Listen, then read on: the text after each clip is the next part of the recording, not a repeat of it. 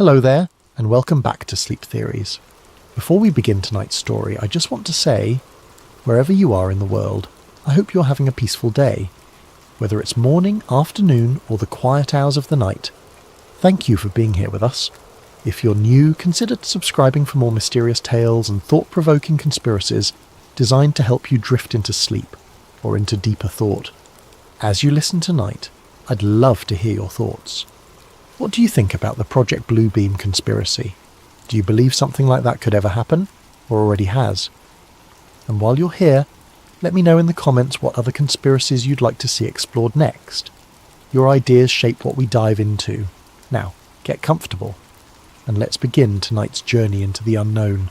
The fluorescent lights of Wright-Patterson Air Force Base hummed their eternal mechanical song as Rowan Velt descended into the archive levels beneath Building 146. As a civilian contractor specialising in aerospace linguistics, he'd spent the better part of 5 years translating technical documents, deciphering foreign communications intercepts, and mapping the evolution of aviation terminology across different cultures and time periods. It was detailed work that required patience, but Rowan found comfort in the methodical nature of language analysis.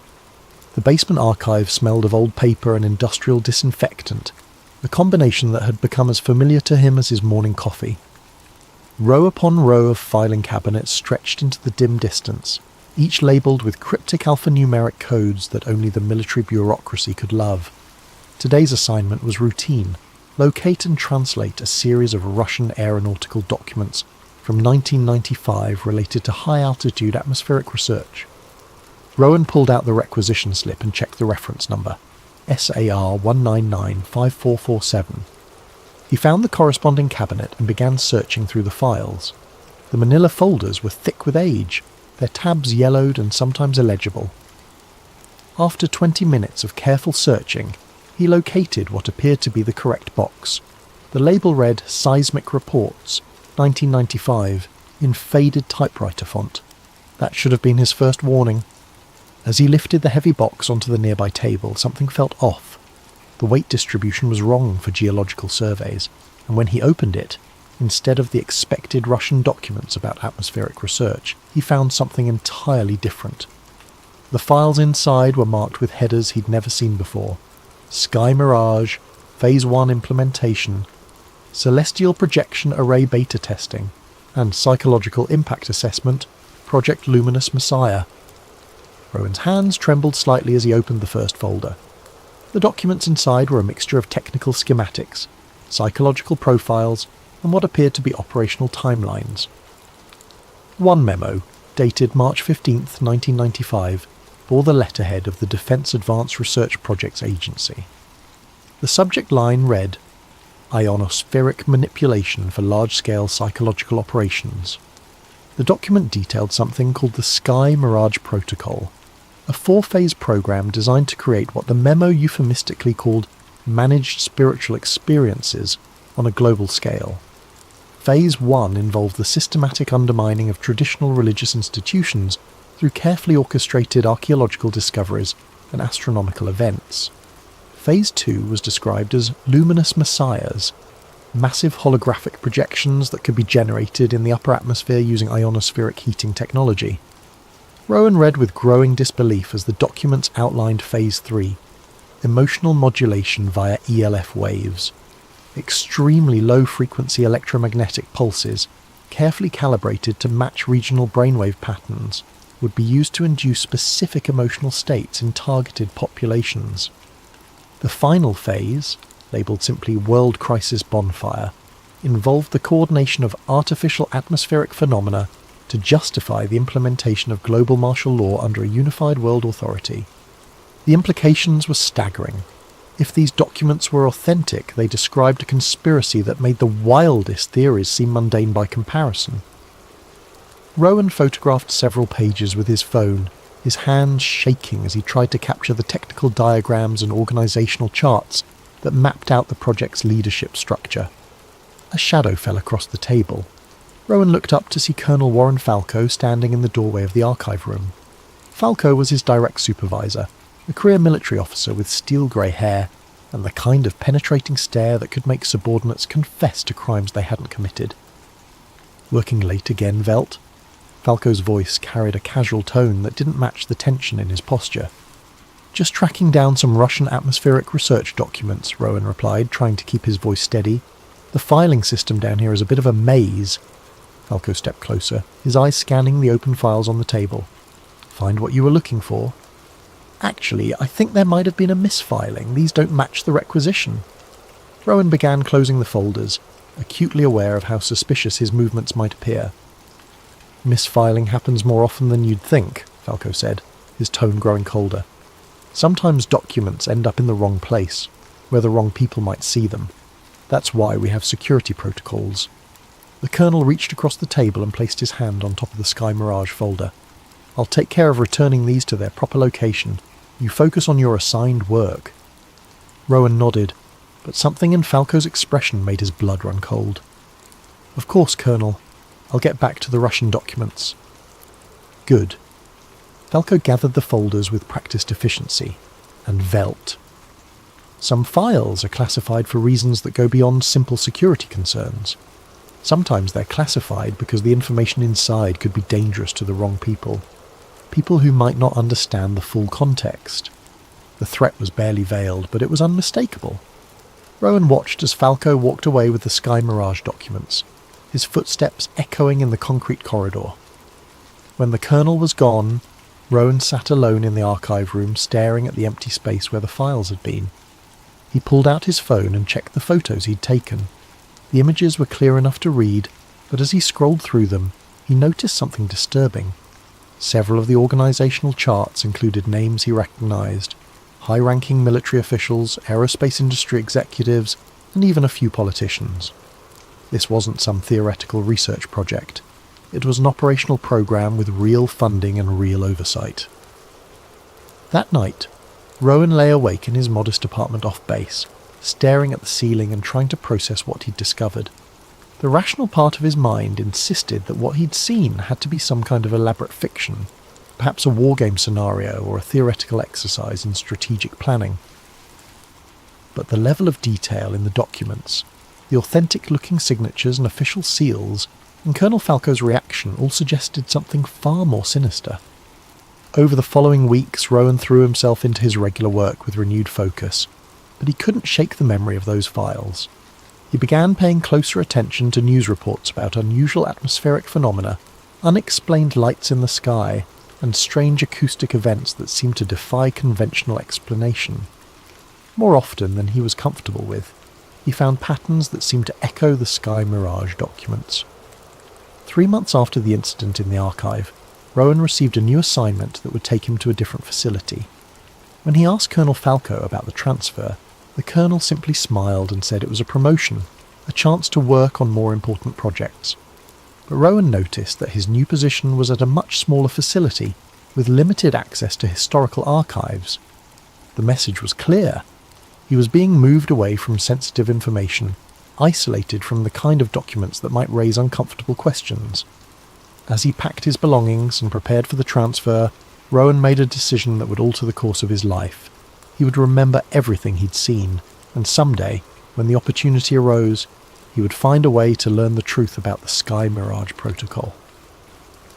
The fluorescent lights hummed their mechanical song as Rowan walked out of Wright-Patterson Air Force Base for the last time, carrying with him the secret knowledge that would haunt him for years to come.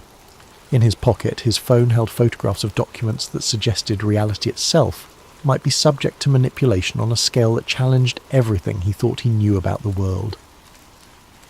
10 years had passed since that fateful night in the archives, and Rowan Velt had built a new life for himself in the mountains of northern Idaho. His small cabin overlooked a pristine valley, where the only sounds were wind through the pines and the occasional call of a loon from the lake below. He'd left government work behind, trading his security clearance for the freedom to ask questions without fear of retribution. The cabin was equipped with an impressive array of communication equipment, shortwave radios, satellite internet, and sophisticated monitoring devices that could intercept and analyse electromagnetic signals from around the world. Rowan had become something of an expert in what he euphemistically called atmospheric anomalies, unusual phenomena that seemed to defy conventional meteorological explanation. His morning routine began at dawn with a pot of strong coffee and a systematic review of global news feeds, scientific journals, and amateur radio reports. He'd developed a network of contacts around the world, weather enthusiasts, radio operators, and independent researchers who shared his interest in unexplained phenomena. What he'd discovered over the years was a pattern of events that aligned disturbingly well with the sky mirage documents he'd photographed a decade earlier. The first significant incident had occurred in 2019, high in the Ladakh region of India. Local residents reported seeing massive circular lights in the sky, pulsing with an otherworldly rhythm that seemed to synchronize with the beating of their hearts. The lights appeared just before dawn, lasting for exactly 17 minutes before fading away. Military authorities dismissed the reports as a weather balloon, but Rowan's analysis of the electromagnetic signatures suggested something far more sophisticated. The frequency patterns he detected matched theoretical models for ionospheric heating, the same technology mentioned in the Sky Mirage documents. The lights had appeared at precisely the time when the ionosphere would be most receptive to external manipulation, and their duration suggested a carefully controlled energy burst rather than a natural phenomenon. Norway had experienced its own version of the anomaly 6 months later. Residents of several fjord communities reported hearing deep, resonant horn-like sounds that seemed to emerge from the sky itself. The sounds were recorded by amateur enthusiasts, and when Rowan analysed the audio files, he found something remarkable. The frequencies were optimised for human psychological response, specifically designed to induce feelings of awe and spiritual transcendence. The pattern continued across the globe.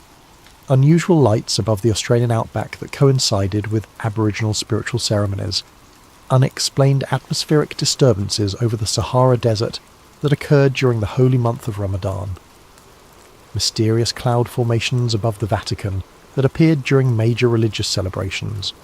Each incident was dismissed by authorities as natural phenomena, but Rowan saw the underlying design. These weren't random events, they were field tests. Someone was experimenting with the technology described in the Sky Mirage documents, calibrating their systems and measuring psychological responses. The incidents were becoming more frequent and more sophisticated, suggesting that the project had moved from theoretical planning to operational implementation. Rowan's research had led him to develop what he called the resonance map, a global chart that tracked the locations, timings, and characteristics of unexplained atmospheric phenomena.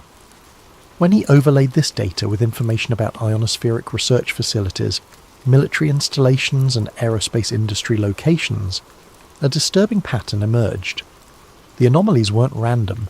They were strategically positioned to test the effectiveness of psychological manipulation technology on different populations. The breakthrough came when Rowan discovered a pattern in the timing of the events. They weren't just occurring during religious or cultural celebrations. They were happening at moments when populations were already in heightened emotional states. The Ladakh lights had appeared during a regional meditation festival. The Norwegian sounds had coincided with the Northern Lights season when tourism was at its peak. The Australian disturbances had occurred during a time of cultural significance for local Aboriginal communities. This wasn't just about testing technology.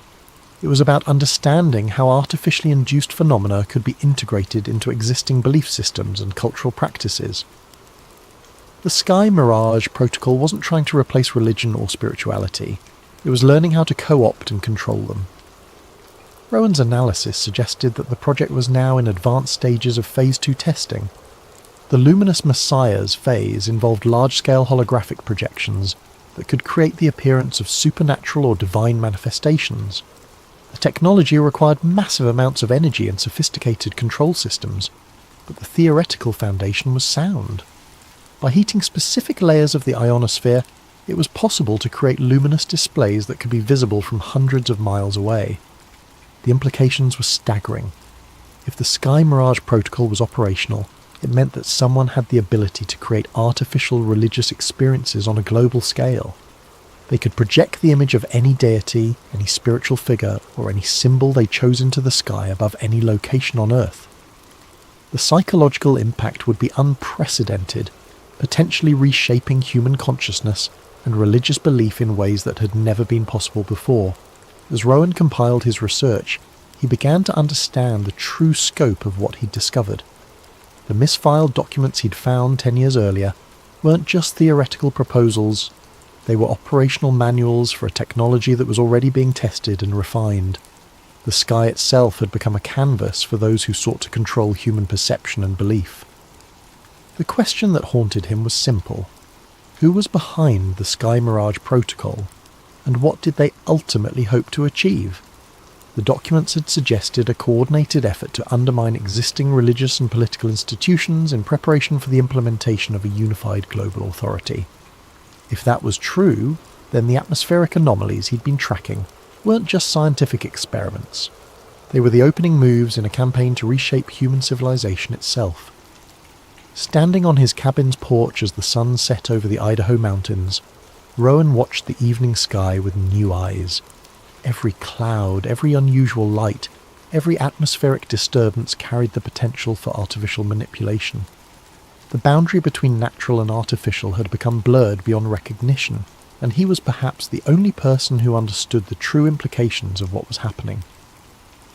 His phone buzzed with a message from one of his contacts in Australia. Another anomaly had been detected, this time over the sacred site of Uluru. The frequency patterns were more complex than anything they'd recorded before, suggesting that the technology was evolving rapidly. Phase 2 of the Sky Mirage Protocol was no longer in testing. It was approaching operational deployment. Rowan knew that his quiet life in the mountains was about to end.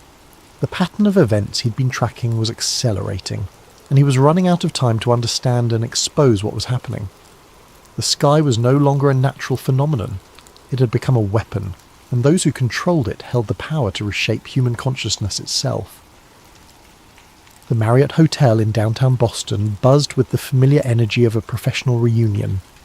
The annual Aerospace Contractors Conference drew hundreds of engineers, technicians and specialists who had spent their careers working on classified projects they could never fully discuss. For most attendees, it was a chance to reconnect with old colleagues and share war stories that had been sanitized to their most sensitive details. Rowan Velt moved through the crowd with practiced ease, his badge identifying him as a former linguistic specialist. He'd driven down from Idaho specifically for this conference, hoping to make contact with someone who might have knowledge of the Sky Mirage Protocol. After years of research and analysis, he'd reached the limits of what he could discover through remote observation. He needed an insider's perspective. The hotel ballroom was filled with circular tables where groups of retirees shared drinks and reminisced about projects they'd worked on decades earlier.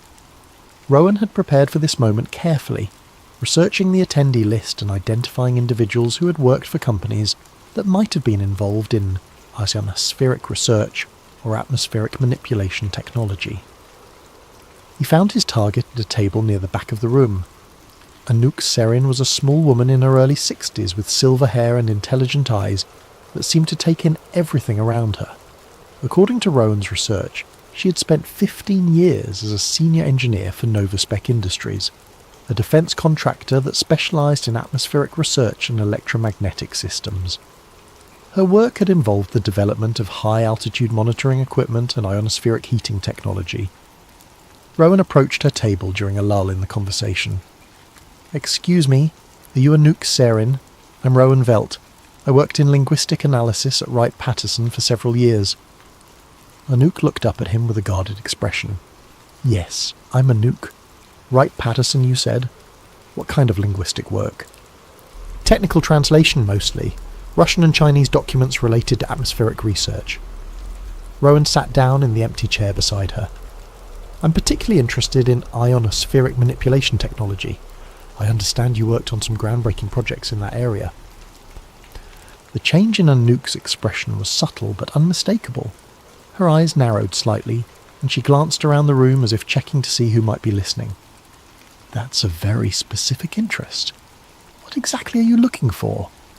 Rowan leaned closer, lowering his voice. "I'm researching unusual atmospheric phenomena that seem to defy conventional explanation.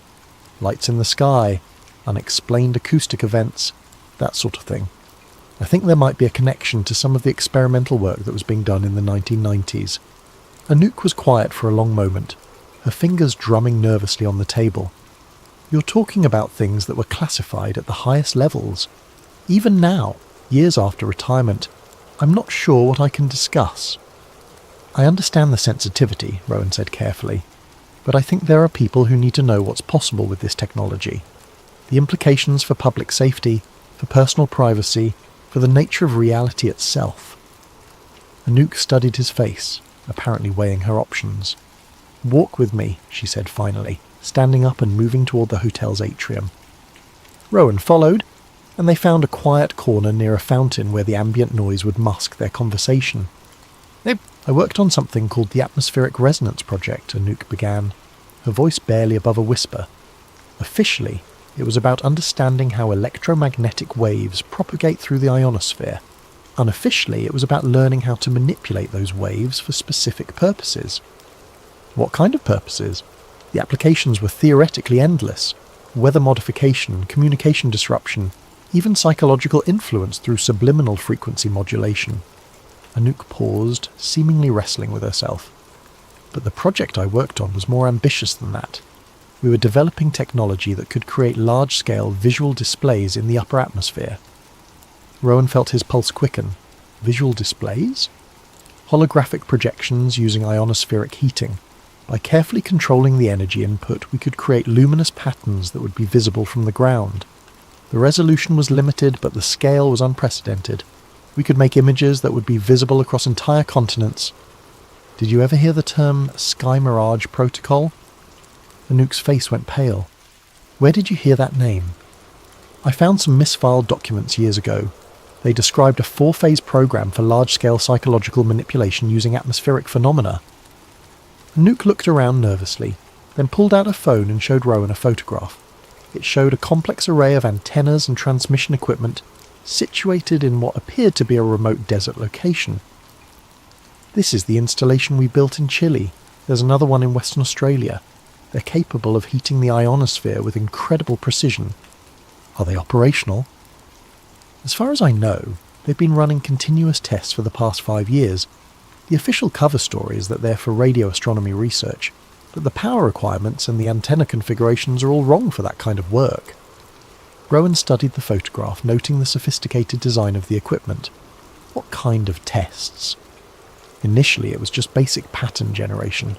Simple geometric shapes, colour variations, that sort of thing. But toward the end of my involvement, they were working on much more complex projections. Religious symbols, human figures, even what looked like angelic or divine imagery. The implications hit Rowan like a physical blow. They're preparing to simulate religious experiences. That's what I began to suspect. The psychological profiles they were developing focused heavily on spiritual and religious responses. They were measuring brainwave patterns, stress hormones, even changes in belief systems following exposure to the projections. Anouk reached into her purse and pulled out a small USB drive. I kept copies of some of the technical specifications and test results. I probably shouldn't have. But something about the project made me uncomfortable. The secrecy went beyond normal classification levels. What do you mean? People who asked too many questions were transferred to different projects.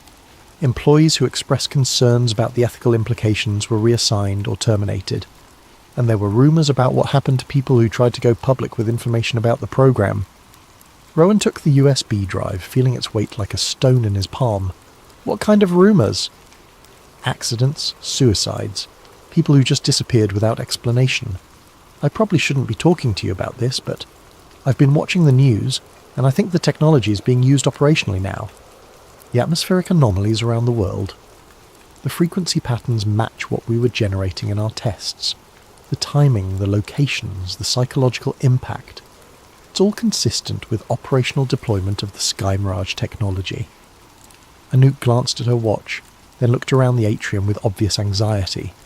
I need to go, but be careful with that information. The people behind this project have resources and connections that go far beyond what you might imagine. How do I contact you if I have questions? You don't. After tonight, I'm going to disappear for a while. I suggest you do the same. Anouk started to walk away, then turned back. And Rowan, if you're thinking about going public with this information, make sure you have a plan for what happens afterward. Because once you cross that line, there's no going back. Rowan watched her disappear into the crowd, then looked down at the USB drive in his hand. The weight of what he'd learned was almost overwhelming.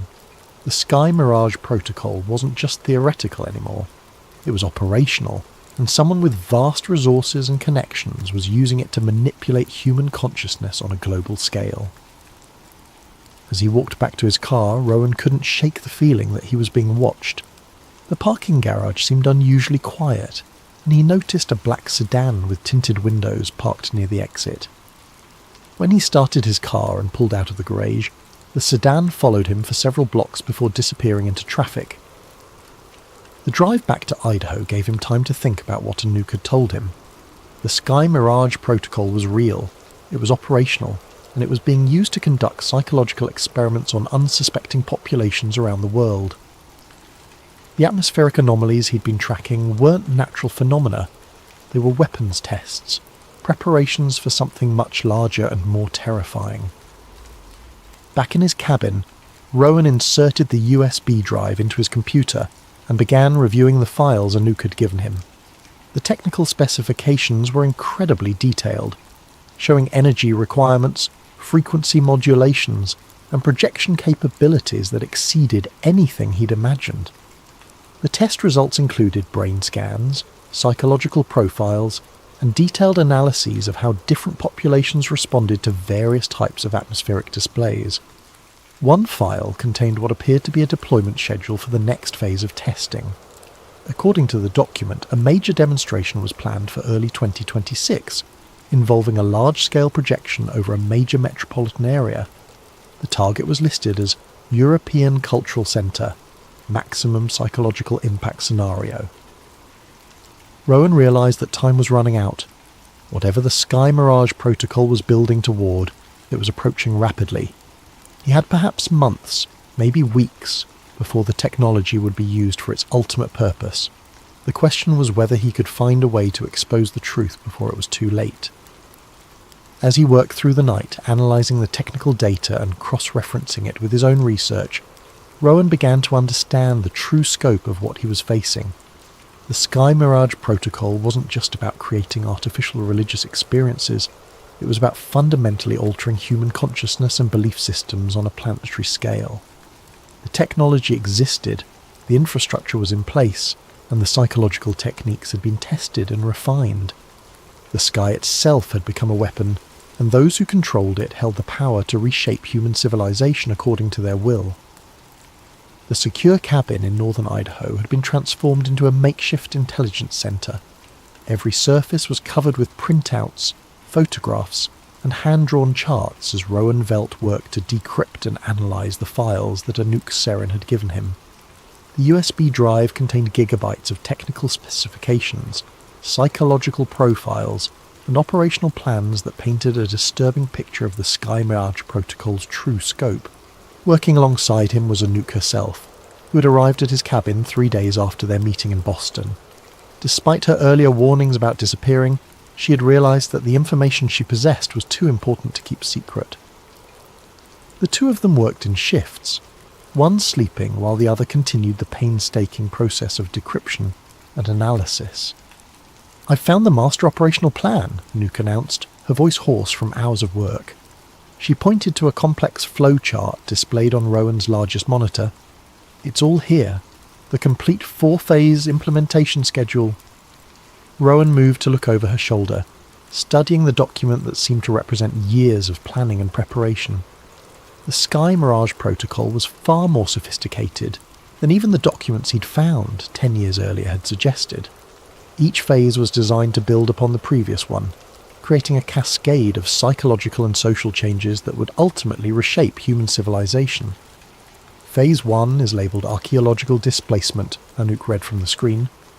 The goal is to systematically undermine confidence in organised religion and traditional belief systems through carefully orchestrated discoveries and revelations. The documentation for Phase 1 was extensive, detailing a network of archaeological sites around the world where staged discoveries would be made to challenge religious narratives. Ancient artifacts would be found that contradicted established historical timelines. Astronomical events would be precisely timed to coincide with religious celebrations, creating the impression of divine intervention while actually being artificially generated. They're not trying to destroy religion, Rowan observed. They're trying to centralise it, to make people lose faith in their local institutions so they'll be more receptive to a unified spiritual authority. Exactly. And look at this section about media manipulation.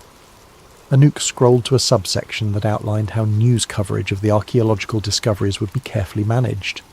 Certain stories would be amplified while others would be suppressed. Expert opinions would be purchased and disseminated through academic channels. The goal was to create a sense of spiritual crisis that would leave populations vulnerable to the subsequent phases. Phase 2 was the luminous messiahs component that Anouk had worked on directly. The technical specifications were staggering in their complexity. The ionospheric heating arrays could generate holographic projections of unprecedented scale and resolution. The images could be customised for different cultural and religious contexts, appearing as Jesus Christ to Christian populations, Buddha to Buddhist communities, or various prophets and divine figures to other groups. The psychological impact calculations are terrifying, Rowan said, studying a series of brain scan images that showed how different populations responded to the projections. They've tested this technology on unsuspecting subjects and measured the neurological changes. People exposed to the artificial apparitions show dramatic alterations in brain chemistry, particularly in areas associated with spiritual experience and religious belief. The documentation revealed that the projections could be synchronized with Phase 3 technology to amplify their psychological impact. Extremely low-frequency electromagnetic pulses would be transmitted simultaneously with the visual displays, directly affecting brainwave patterns and emotional states. The combination of visual and electromagnetic stimulation could induce profound religious experiences that were indistinguishable from genuine spiritual encounters. Phase 3 is the most insidious, Anouk said, pulling up another set of files. ELF emotional induction uses extremely low-frequency electromagnetic waves to directly influence human brain chemistry. The frequencies are carefully calibrated for different regional populations based on genetic and cultural factors. The technical specifications for Phase 3 showed a level of sophistication that bordered on science fiction. The ELF transmission systems could target specific geographical areas with precision, delivering electromagnetic pulses that would induce particular emotional states. Fear, euphoria, spiritual ecstasy, or deep depression could be triggered in entire populations simultaneously.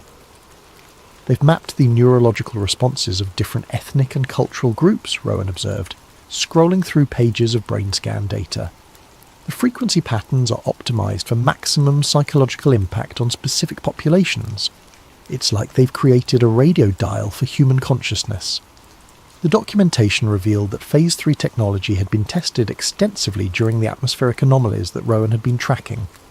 The lights over Ladakh, the sounds in the Norwegian fjords, the disturbances over religious sites. All of these had been accompanied by carefully calibrated ELF transmissions designed to enhance the psychological impact of the visual displays. "Look at this," Anouk said, pointing to a series of charts that showed population responses to different ELF frequencies. They can induce specific emotional states with remarkable precision. Reverence, submission, transcendence, unity. All the emotions associated with religious experience can be artificially generated. The final phase was labelled World Crisis Bonfire, and its documentation was the most chilling of all. Phase 4 involved the coordination of artificial atmospheric phenomena with genuine crisis events to justify the implementation of global martial law under a unified world authority.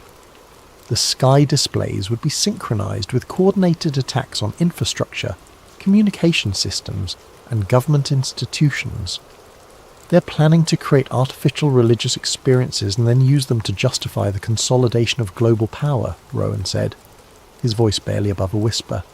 The population will be convinced that they're witnessing divine intervention, and they'll willingly surrender their freedoms to the authorities who claim to be guided by higher powers. The Phase 4 documentation included detailed plans for the establishment of a new global government structure that would be presented as a divinely ordained authority. The artificial religious experiences generated by the Sky Mirage technology would be used to legitimize the new system, creating a form of technological theocracy that would be virtually impossible to challenge. The timeline shows full implementation beginning in early 2026, Anouk said, studying the operational schedule. They're planning to initiate Phase 4 during a period of maximum global instability when populations are most vulnerable to psychological manipulation. Rowan stood back from the monitors, trying to process the full implications of what they'd discovered. The Sky Mirage Protocol wasn't just a technological achievement. It was a carefully orchestrated plan to reshape human civilization according to the will of a small group of individuals who had access to unprecedented power and resources. "We have to stop this," he said finally. "We have to find a way to expose what's happening before it's too late." "The question is how," Anouk replied. "The people behind this project have connections at the highest levels of government, military and industry. They've been planning this for decades, and they've anticipated opposition." As if to underscore her point, Rowan's phone began receiving a series of text messages from unknown numbers. The messages were brief and cryptic, but their meaning was clear. Stop digging or face the consequences. Some secrets are too dangerous to share. Your research has been noted. They know we're here, Anouk said, her face pale with fear. They know what we've discovered. Rowan looked out the window of his cabin at the darkening sky. Somewhere above them, invisible networks of technology were being prepared for deployment. The ionospheric heating arrays were being calibrated, the ELF transmission systems were being tested, and the psychological manipulation protocols were being refined. The sky itself had become a weapon, and those who controlled it were preparing to use it to reshape human consciousness on a global scale. The 4 phases of the Sky Mirage Protocol represented the most ambitious attempt at social engineering in human history: archaeological displacement, luminous messiahs, emotional induction, and world crisis bonfire. 4 steps that would transform humanity from a collection of independent cultures and belief systems into a unified population under centralized control. Time was running out, and Rowan knew that their small cabin in the Idaho mountains might be the last place on Earth where the truth about the Sky Mirage Protocol still existed. The question was whether they could find a way to share that truth with the world before the technology was used to make such sharing impossible. The first reports came through Rowan's monitoring network at 3:47 a.m. local time. Multiple contacts across Spain were reporting an unprecedented atmospheric phenomenon over Madrid. The initial descriptions were fragmented and confused, but as more reports arrived, a clear picture began to emerge of something that defied conventional explanation. A massive blood-red cross had appeared in the sky above the Spanish capital, stretching across several kilometres and glowing with an intensity that made it visible even in the pre-dawn darkness. The cross hung motionless in the sky for exactly 23 minutes before slowly fading away, leaving behind only the testimony of thousands of witnesses and countless photographs and videos captured on mobile devices. Rowan and Anouk worked frantically to gather as much information as possible about the event. Their network of contacts included amateur radio operators, independent journalists, and technology enthusiasts who had been tracking unusual atmospheric phenomena for years. The reports they received painted a picture of careful orchestration and technological sophistication.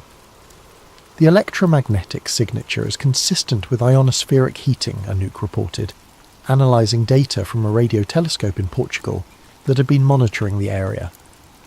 The energy patterns matched the theoretical models for large-scale atmospheric projection that we developed during my work on the Sky Mirage project. "But look at this," Rowan said, pointing to a series of radio intercepts he had captured from military communications channels. Spanish air traffic control reported complete radar blackouts during the event. All commercial aviation in the area was grounded, and military aircraft were scrambled but couldn't get close to the phenomenon. The most disturbing aspect of the reports was the psychological impact on witnesses. Hospitals throughout Madrid reported a surge in emergency room visits, from people experiencing what doctors described as profound spiritual episodes. Many witnesses claimed to have experienced direct communication with divine entities, while others reported feeling an overwhelming sense of peace and unity that lasted for hours after the event. The ELF transmission data is remarkable, Anouk said, studying frequency analyses from multiple monitoring stations. They were broadcasting electromagnetic pulses specifically calibrated for the Spanish population's neurological profile. The timing was synchronized with the visual display to maximize psychological impact. Rowan pulled up a map showing the locations of various monitoring stations across Europe. The signal strength suggests that the transmission originated from multiple sources simultaneously. They were using the full network of installations to create a coordinated effect. As they continued their analysis, more disturbing information emerged. The event had been preceded by a carefully orchestrated media campaign that had prepared the Spanish population for some kind of spiritual revelation. Religious leaders had been giving sermons about the approaching end times, while social media had been flooded with prophecies and predictions about divine intervention. This wasn't random, Rowan observed. The timing, the location, the psychological preparation, it's all part of a coordinated test. They're measuring public response to large-scale religious manifestations. The implications became even more troubling when they discovered that the Madrid event had been accompanied by synchronized, smaller phenomena across multiple locations. Reports were coming in of unusual lights over Jerusalem, strange sounds above the Vatican, and unexplained cloud formations over Mecca. The Sky Mirage protocol was conducting a global field test, measuring how different religious populations responded to artificially generated spiritual experiences. "Look at these flight path records," Anouk said, pulling up data from aviation tracking websites. There were unusual aircraft movements in the hours before the Madrid event, high-altitude flights that don't match any commercial or military schedules. Rowan cross-referenced the flight data with the locations of known ionospheric heating installations. The pattern was unmistakable. Aircraft had been positioning themselves to serve as relay platforms for the transmission systems, creating a three-dimensional network that could focus electromagnetic energy with unprecedented precision. "They've militarized the ionosphere," he said quietly. "The entire upper atmosphere has become a weapons system." As news of the Madrid event spread across global media, Rowan and Anouk watched the carefully orchestrated response unfold. Religious leaders offered conflicting interpretations of the phenomenon, with some claiming it was a divine miracle while others warned of false prophets and deception. Government officials provided carefully neutral statements about unusual atmospheric conditions, while avoiding any discussion of artificial causation. The most disturbing aspect of the media coverage was how quickly certain narratives were amplified, while others were suppressed. Videos and photographs that showed the event in too much technical detail were removed from social media platforms.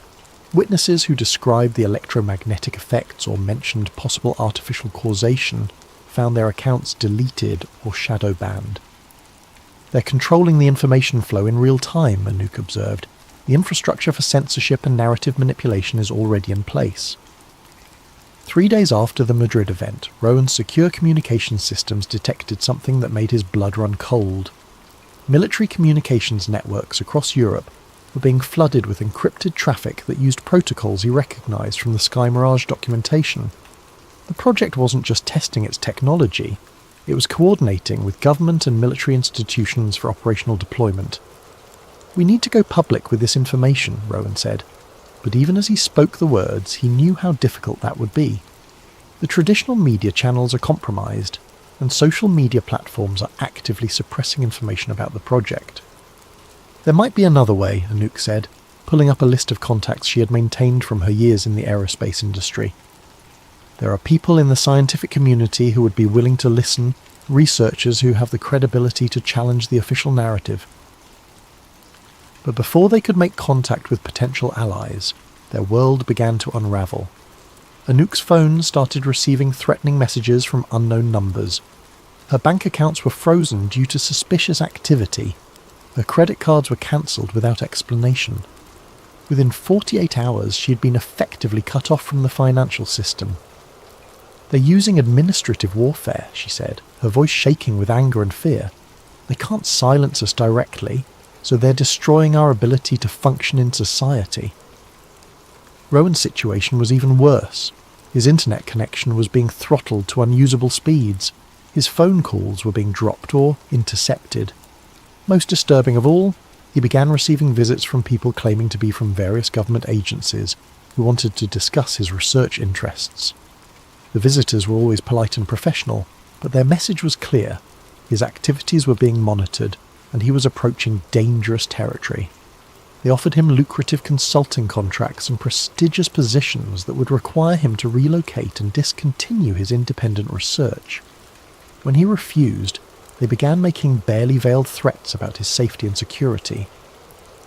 "We need to document everything and get it to multiple sources simultaneously," Rowan said, working frantically to compile their research into a comprehensive report. "If we can get the information to enough people at once, they won't be able to suppress all of it." But as they prepared to distribute their findings, disaster struck. Anouk simply vanished. She went out to get supplies from the nearby town and never returned. Her car was found abandoned on a remote mountain road with no signs of struggle or accident. The local sheriff's department launched an investigation, but it was clear from the beginning that they were going through the motions without any real expectation of finding her. Rowan knew that Anouk's disappearance was a message directed at him. The people behind the Sky Mirage Protocol had demonstrated their reach and their willingness to eliminate threats. He was now alone with information that could expose a conspiracy of unprecedented scope, but he was also a marked man with limited resources and few allies. In the days following Anouk's disappearance, Rowan's phone was completely wiped by what appeared to be a remote electromagnetic pulse. His computer systems were compromised by sophisticated malware that destroyed files and corrupted backup systems. Even his handwritten notes were stolen during a break-in that was so professionally executed that he found no evidence of forced entry. The message was clear. The Sky Mirage Protocol had the resources and technology to silence any opposition. Rowan was being systematically isolated and neutralized, his ability to share information being destroyed piece by piece. The field test in Madrid had been successful, and the project was moving toward full operational deployment.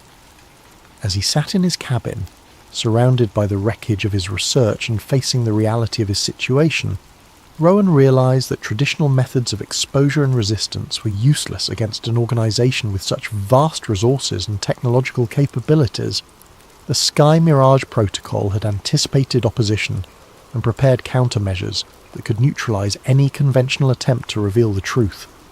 The sky above his cabin seemed different now, pregnant with invisible threats and hidden technologies. Every cloud, every atmospheric disturbance, every unusual light could be artificial. The boundary between natural and manufactured phenomena had been obliterated, and those who controlled the technology held the power to reshape reality itself. In desperation, Rowan turned to one of the few remaining contacts he thought might have the influence and courage to help expose the Sky Mirage Protocol. Senator Marisol Chen of California had built her political career on challenging military-industrial complexes and advocating for government transparency. She had previously held hearings on secret space-based weapon systems and had been one of the few elected officials willing to question classified programs that seemed to exceed their stated parameters. The senator's office was located in a federal building in Sacramento, an imposing structure of steel and glass that seemed designed to intimidate rather than welcome visitors. Rowan had managed to secure a meeting through a combination of persistence and the strategic use of his former security clearance credentials. He carried with him a carefully prepared summary of his research, along with what remained of the technical documentation that Anouk had provided. Senator Chen was a small woman in her 50s, with sharp eyes and an intensity that seemed to fill the room. She listened to Rowan's presentation with growing concern, occasionally asking pointed questions about technical details or requesting clarification about specific aspects of the Sky Mirage Protocol. "What you're describing sounds like something from a science fiction novel," she said, when Rowan finished his presentation.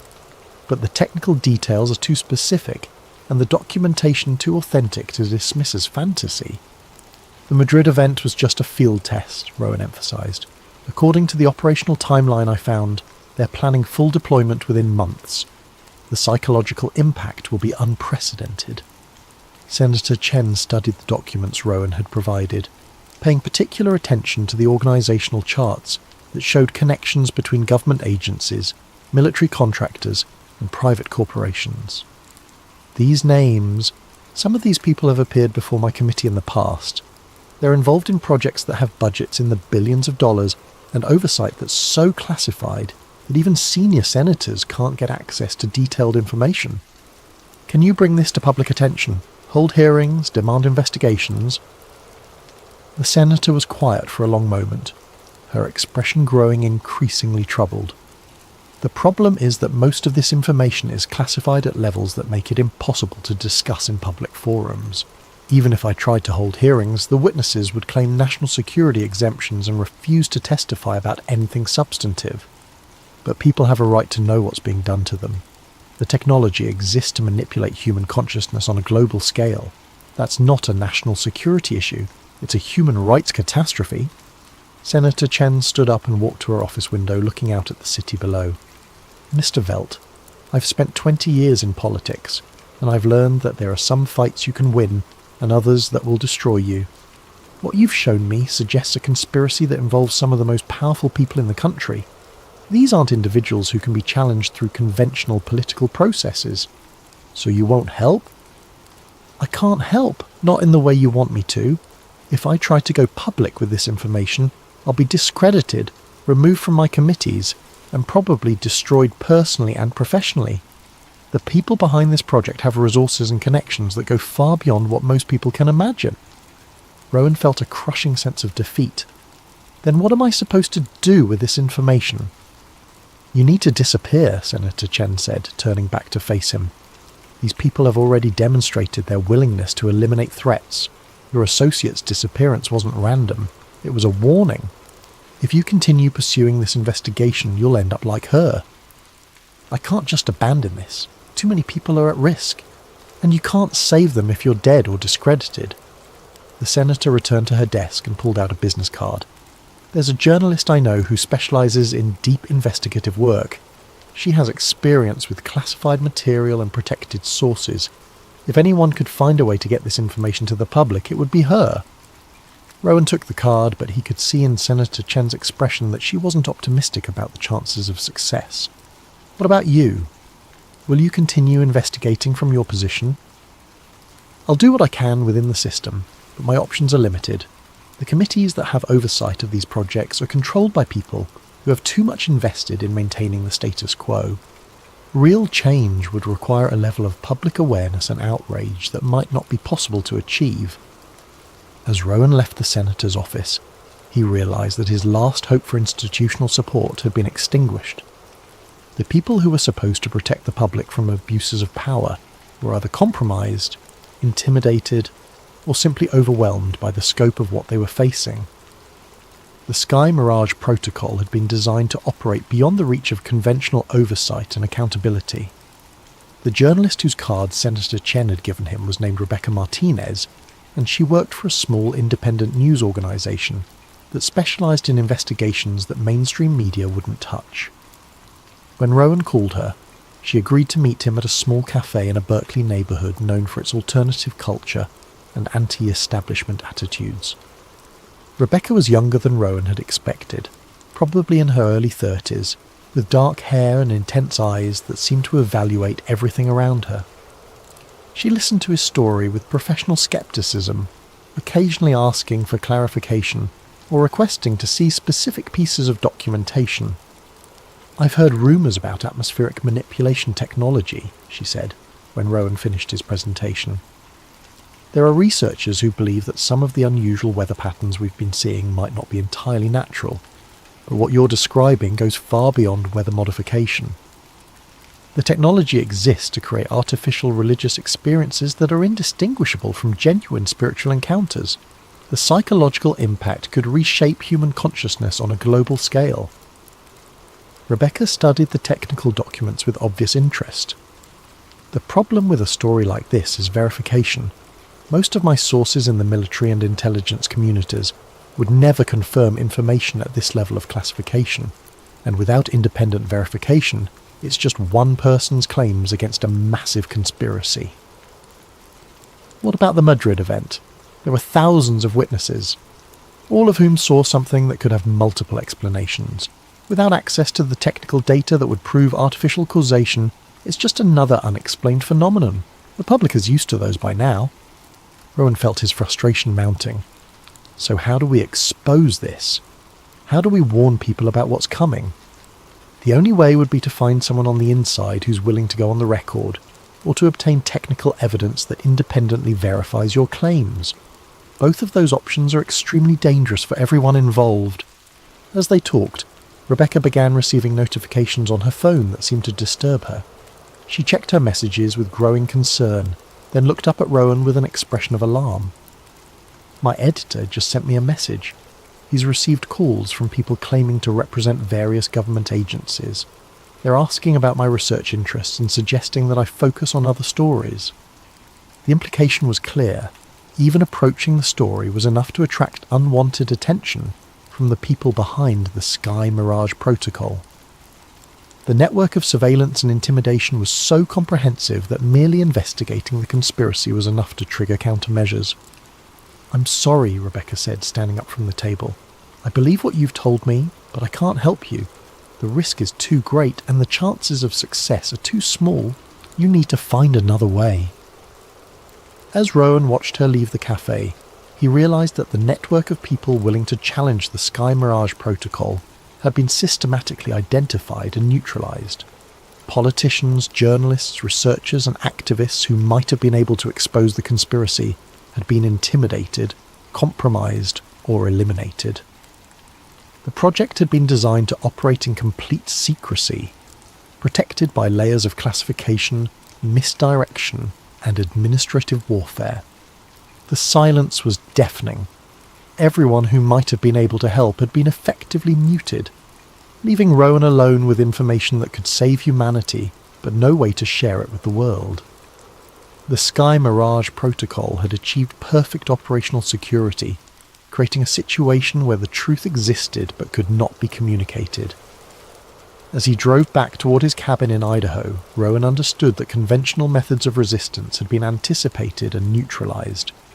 The people behind the project had spent decades preparing for exactly this kind of opposition, and they had created systems that could suppress information and eliminate threats with surgical precision. The network had gone silent, but the Sky Mirage Protocol was still operational and approaching full deployment. Time was running out, and Rowan was perhaps the only person left who understood what was coming and had any chance of warning the world. Rowan Velt sat in his cabin as snow began to fall outside, covering the Idaho mountains in a blanket of white that seemed to muffle all sound. The silence was profound, but he knew it was deceptive. Above the clouds, invisible networks of technology were being prepared for deployment. The ionospheric heating arrays were being calibrated, the electromagnetic pulse systems were being tested, and the psychological manipulation protocols were being refined for global implementation. The past weeks had taught him that conventional methods of exposure and resistance were useless against an organization with such vast resources and technological capabilities. Politicians were compromised or intimidated, journalists were silenced, and researchers were eliminated or discredited. The Sky Mirage Protocol had achieved perfect operational security, creating an information environment where the truth existed but could not be communicated through traditional channels. But Rowan had one advantage that the conspirators might not have anticipated: his background in linguistics and his understanding of how information propagates through unconventional networks. If official channels were compromised, he would have to find unofficial ones. If traditional media was controlled, he would have to create alternative pathways for information distribution. Working through the night, Rowan compiled everything he knew about the Sky Mirage Protocol into a comprehensive digital package. Technical specifications, operational timelines, psychological profiles, organizational charts, and photographic evidence were assembled into a format that could be quickly transmitted and easily understood. He created multiple versions of the package, each optimized for different audiences and distribution methods.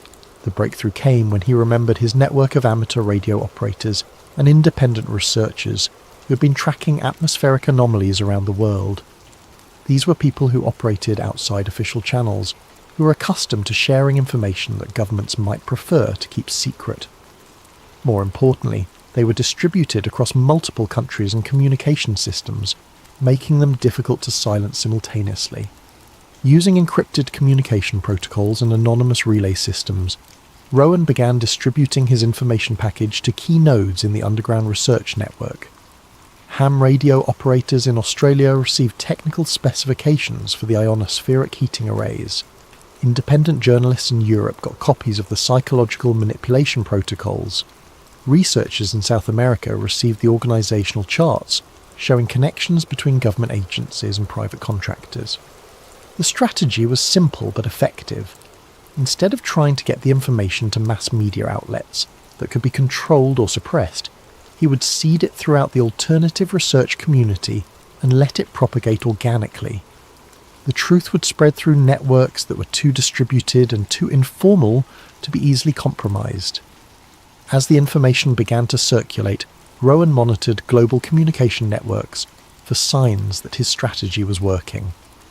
Within hours, discussions about the Sky Mirage protocol were appearing on obscure research forums, amateur radio networks and underground news sites.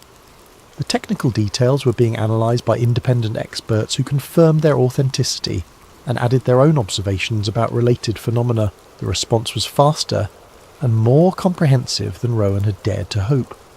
Researchers around the world began connecting the Sky Mirage documentation to their own observations of unusual atmospheric phenomena. Radio operators reported detecting electromagnetic signatures that matched the technical specifications Rowan had provided.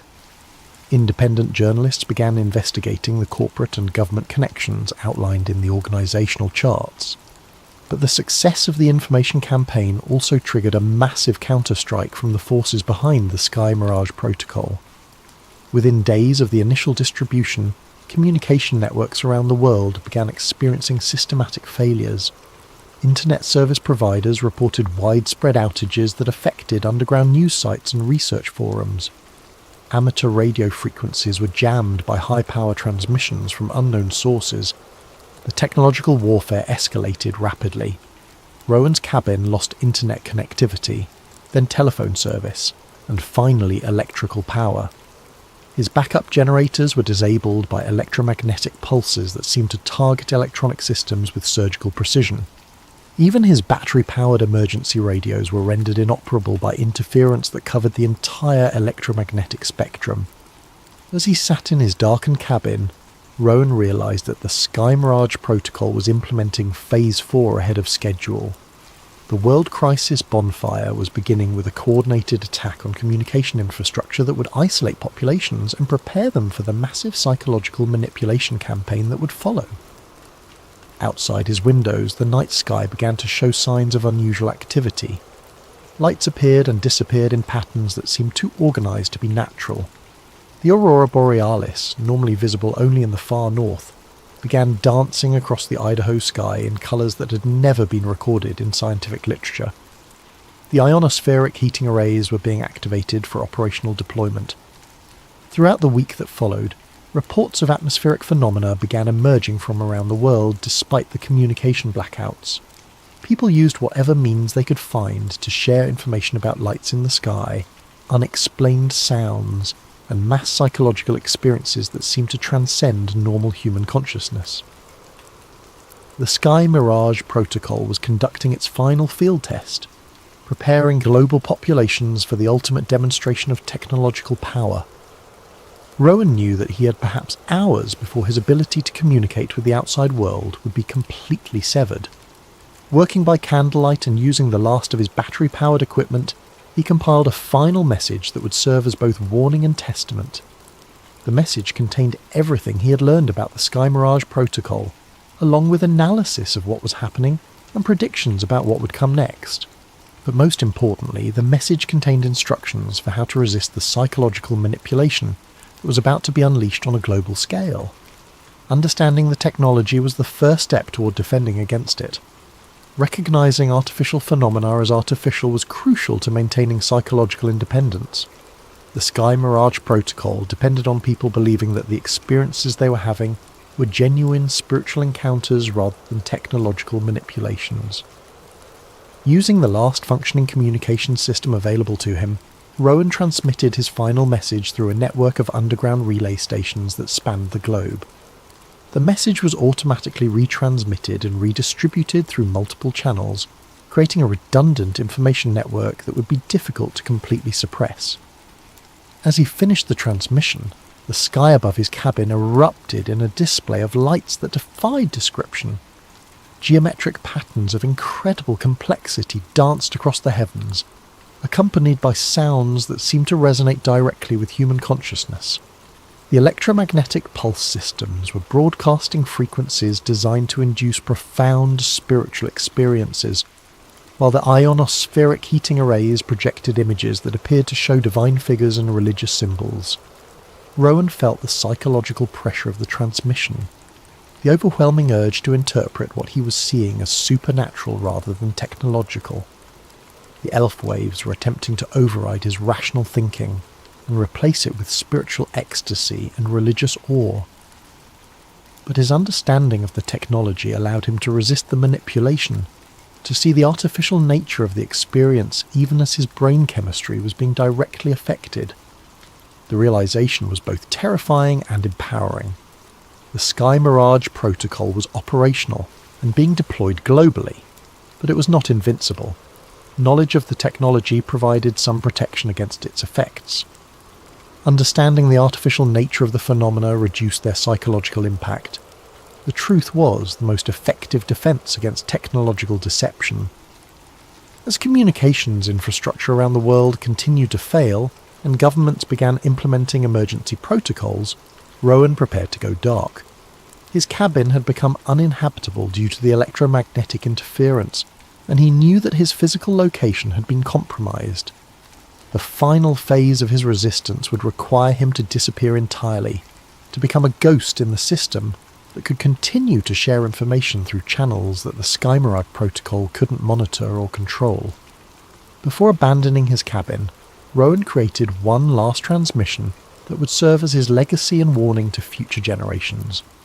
The message was simple but profound. The sky isn't falling, it's being painted. Now decide what lens you're seeing it through. The transmission was uploaded to multiple hidden servers and configured for automatic redistribution through networks that would activate only when communication systems were restored. The message would propagate through the information underground, reaching people who were prepared to receive it and understand its implications. As Rowan disappeared into the wilderness carrying only the most essential equipment, the sky above the entire planet continued to blaze with artificial phenomena designed to reshape human consciousness. Mass hallucinations were being reported from every continent as billions of people experienced what they believed to be direct contact with divine forces. Governments were declaring states of emergency and implementing martial law protocols that had been prepared years in advance. The Sky Mirage protocol had achieved its ultimate goal, the complete manipulation of human consciousness on a global scale, but the seeds of resistance had been planted. The truth about the technology had been preserved and distributed through networks that existed beyond the reach of conventional suppression.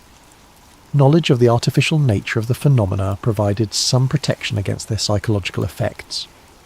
In the years that would follow, a quiet resistance would emerge among those who understood the technological nature of what they were experiencing. The truth would spread through underground networks, person to person, protected by encryption and anonymity. The Sky Mirage protocol had achieved tactical success, but the strategic battle for human consciousness was far from over. The sky had become a canvas for those who sought to control human perception and belief, but the paint was visible to those who knew how to look. The question facing humanity was simple but profound. Would they choose to see the artificial nature of their experiences, or would they surrender their consciousness to those who had mastered the technology of deception? Rowan Velt had given them the tools to make that choice. Whether they would use those tools or surrender to the technological manipulation would determine the future of human civilization. The sky was no longer natural, but human consciousness still retained the power to distinguish between reality and illusion, between genuine experience and artificial manipulation. The mirage had become global, but the truth remained available to those brave enough to seek it and wise enough to preserve it for future generations. In the end, the most powerful technology of all was the human capacity for critical thinking and the determination to resist manipulation regardless of its sophistication or scope. The final battle for human consciousness had begun, and its outcome would determine whether humanity would remain free or become forever enslaved to those who had learned to paint their dreams and nightmares across the sky itself.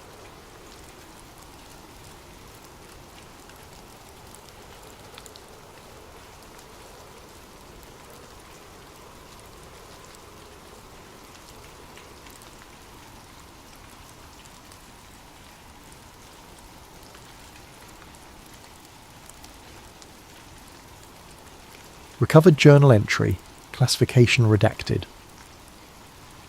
Subject: Eli Granger, independent journalist. Date range: July 15th to 18th, 2023. Location: Bohemian Grove, Monte Rio, California. The following document was recovered from an encrypted server farm in Iceland. The journalist's current whereabouts remain unknown. Ed. My name is Eli Granger, and I'm writing this because I may not live long enough to tell it in person. What I witnessed in the redwoods of Northern California will haunt me until my dying day, whenever that may come. It started 3 weeks ago with an email that shouldn't have existed. I was in my cramped Oakland apartment, nursing my third cup of coffee, and scrolling through encrypted channels where whistleblowers sometimes surface. My secure inbox pinged. A message from an address that was just a string of numbers and letters routed through 7 different proxy servers. No subject line, just an attachment and 4 lines of text. You want truth? Go to the redwoods. Bring a black suit and a quiet soul. July 15th to 18th. The fire reveals all. The attachment was a high-resolution scan of what appeared to be a guest registry for the Bohemian Grove.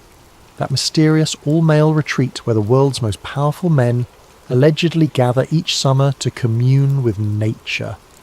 I'd written about the Grove before, relying on second-hand accounts and leaked photographs from the 1980s. But this was different. The names on the list made my blood run cold. Former presidents, current senators, military contractors whose companies I'd been investigating for years. CEOs of tech giants, pharmaceutical corporations, defense contractors, media moguls who controlled the narrative of entire nations, all scheduled to attend something called the Midsummer Encampment. At the bottom of the scan was a forged access pass with my photograph, a professional headshot I'd never sent to anyone, digitally altered to show me in a black suit and tie. The name read Edmund Gray, Logistics Consultant, Prometheus Industries. Someone with serious resources wanted me inside that grove. The question was why? I should have walked away. Should have deleted the email and gone back to writing about municipal corruption and corporate tax avoidance. Safe stories. Stories that didn't get journalists killed. Instead, I packed a black suit and drove north to Sonoma County. The road to Monte Rio winds through some of the most beautiful country in California. Ancient redwoods tower over narrow highways, their canopy so thick that midday feels like twilight. It's the kind of place where you'd expect to find hippie communes and organic wineries, not shadowy cabals plotting the fate of nations. But as I learned in my Navy intelligence days, the most dangerous secrets are always hidden in the most innocent places. I parked at a motel in Gurneville and walked the perimeter of the Bohemian Grove property that evening. 2,000 acres of private forest, surrounded by chain-link fence topped with razor wire. Security cameras every 50 feet, motion sensors in the trees, the kind of setup you'd expect around a military installation, not a summer camp for rich men. The main gate was staffed by guards who looked more like special forces operators than private security. Black uniforms, tactical gear, the flat stare of men who'd killed before and wouldn't hesitate to do it again. Whatever happened inside those redwoods, they were serious about keeping it secret. The forged pass worked perfectly, too perfectly. The guards scanned the barcode, checked my face against the photo, and waved me through without a second glance. Either the forger was a genius, or someone very powerful wanted me inside. Neither possibility was comforting. The grove itself was exactly as described in the leaked accounts I'd read. Massive redwood trees, some over 1,000 years old, stretched toward a canopy so thick it blocked out the sun. Gravel paths wound between rustic cabins and open-air lodges, each marked with whimsical names: Owl's Nest, Dragon's Den, Caveman's Lodge. It would have been charming if not for the underlying sense of wrongness that permeated everything. The other guests, I couldn't think of them as normal people, not after seeing that registry, moved through this camp with the easy confidence of men accustomed to absolute power. They wore casual clothes during the day, khakis, polo shirts, boat shoes, the uniform of American aristocracy. But their conversations, caught in fragments as I passed, revealed the true scope of their influence. The Shanghai Index will drop exactly 17%. Tell the secretary that Operation Nightfall is greenlit for October. Media blackout should hold for at least 72 hours. I posed as a logistics consultant, which gave me an excuse to wander the grounds with a clipboard and camera phone, confiscated at the gate and replaced with an approved device that couldn't access external networks. The cover story worked well enough. Rich men are accustomed to being served by invisible people who handle the mundane details of their lives. But as the day wore on, I began to notice the symbols. Owls everywhere, carved into tree trunks, etched on building facades, worked into the designs of benches and lampposts. Not cute, friendly owls. These were stylized, angular, with eyes that seemed to follow you as you walked past. The largest was a 40-foot stone statue positioned on a small island in an artificial lake at the heart of the grove. Even in daylight, it radiated a sense of ancient malevolence. Beautiful, isn't it? I turned to find a man in his 70s watching me stare at the giant owl. Silver hair, expensive casual wear, the kind of artificial tan that comes from winters in Palm Beach. His eyes were the palest blue I'd ever seen, almost colourless. The Owl of Bohemia, he continued, joining me at the lake's edge. Been watching over this place for over a century. Some say it's just decorative, others know better. Know better how? I asked, immediately regretting the question. I was supposed to be invisible, unremarkable.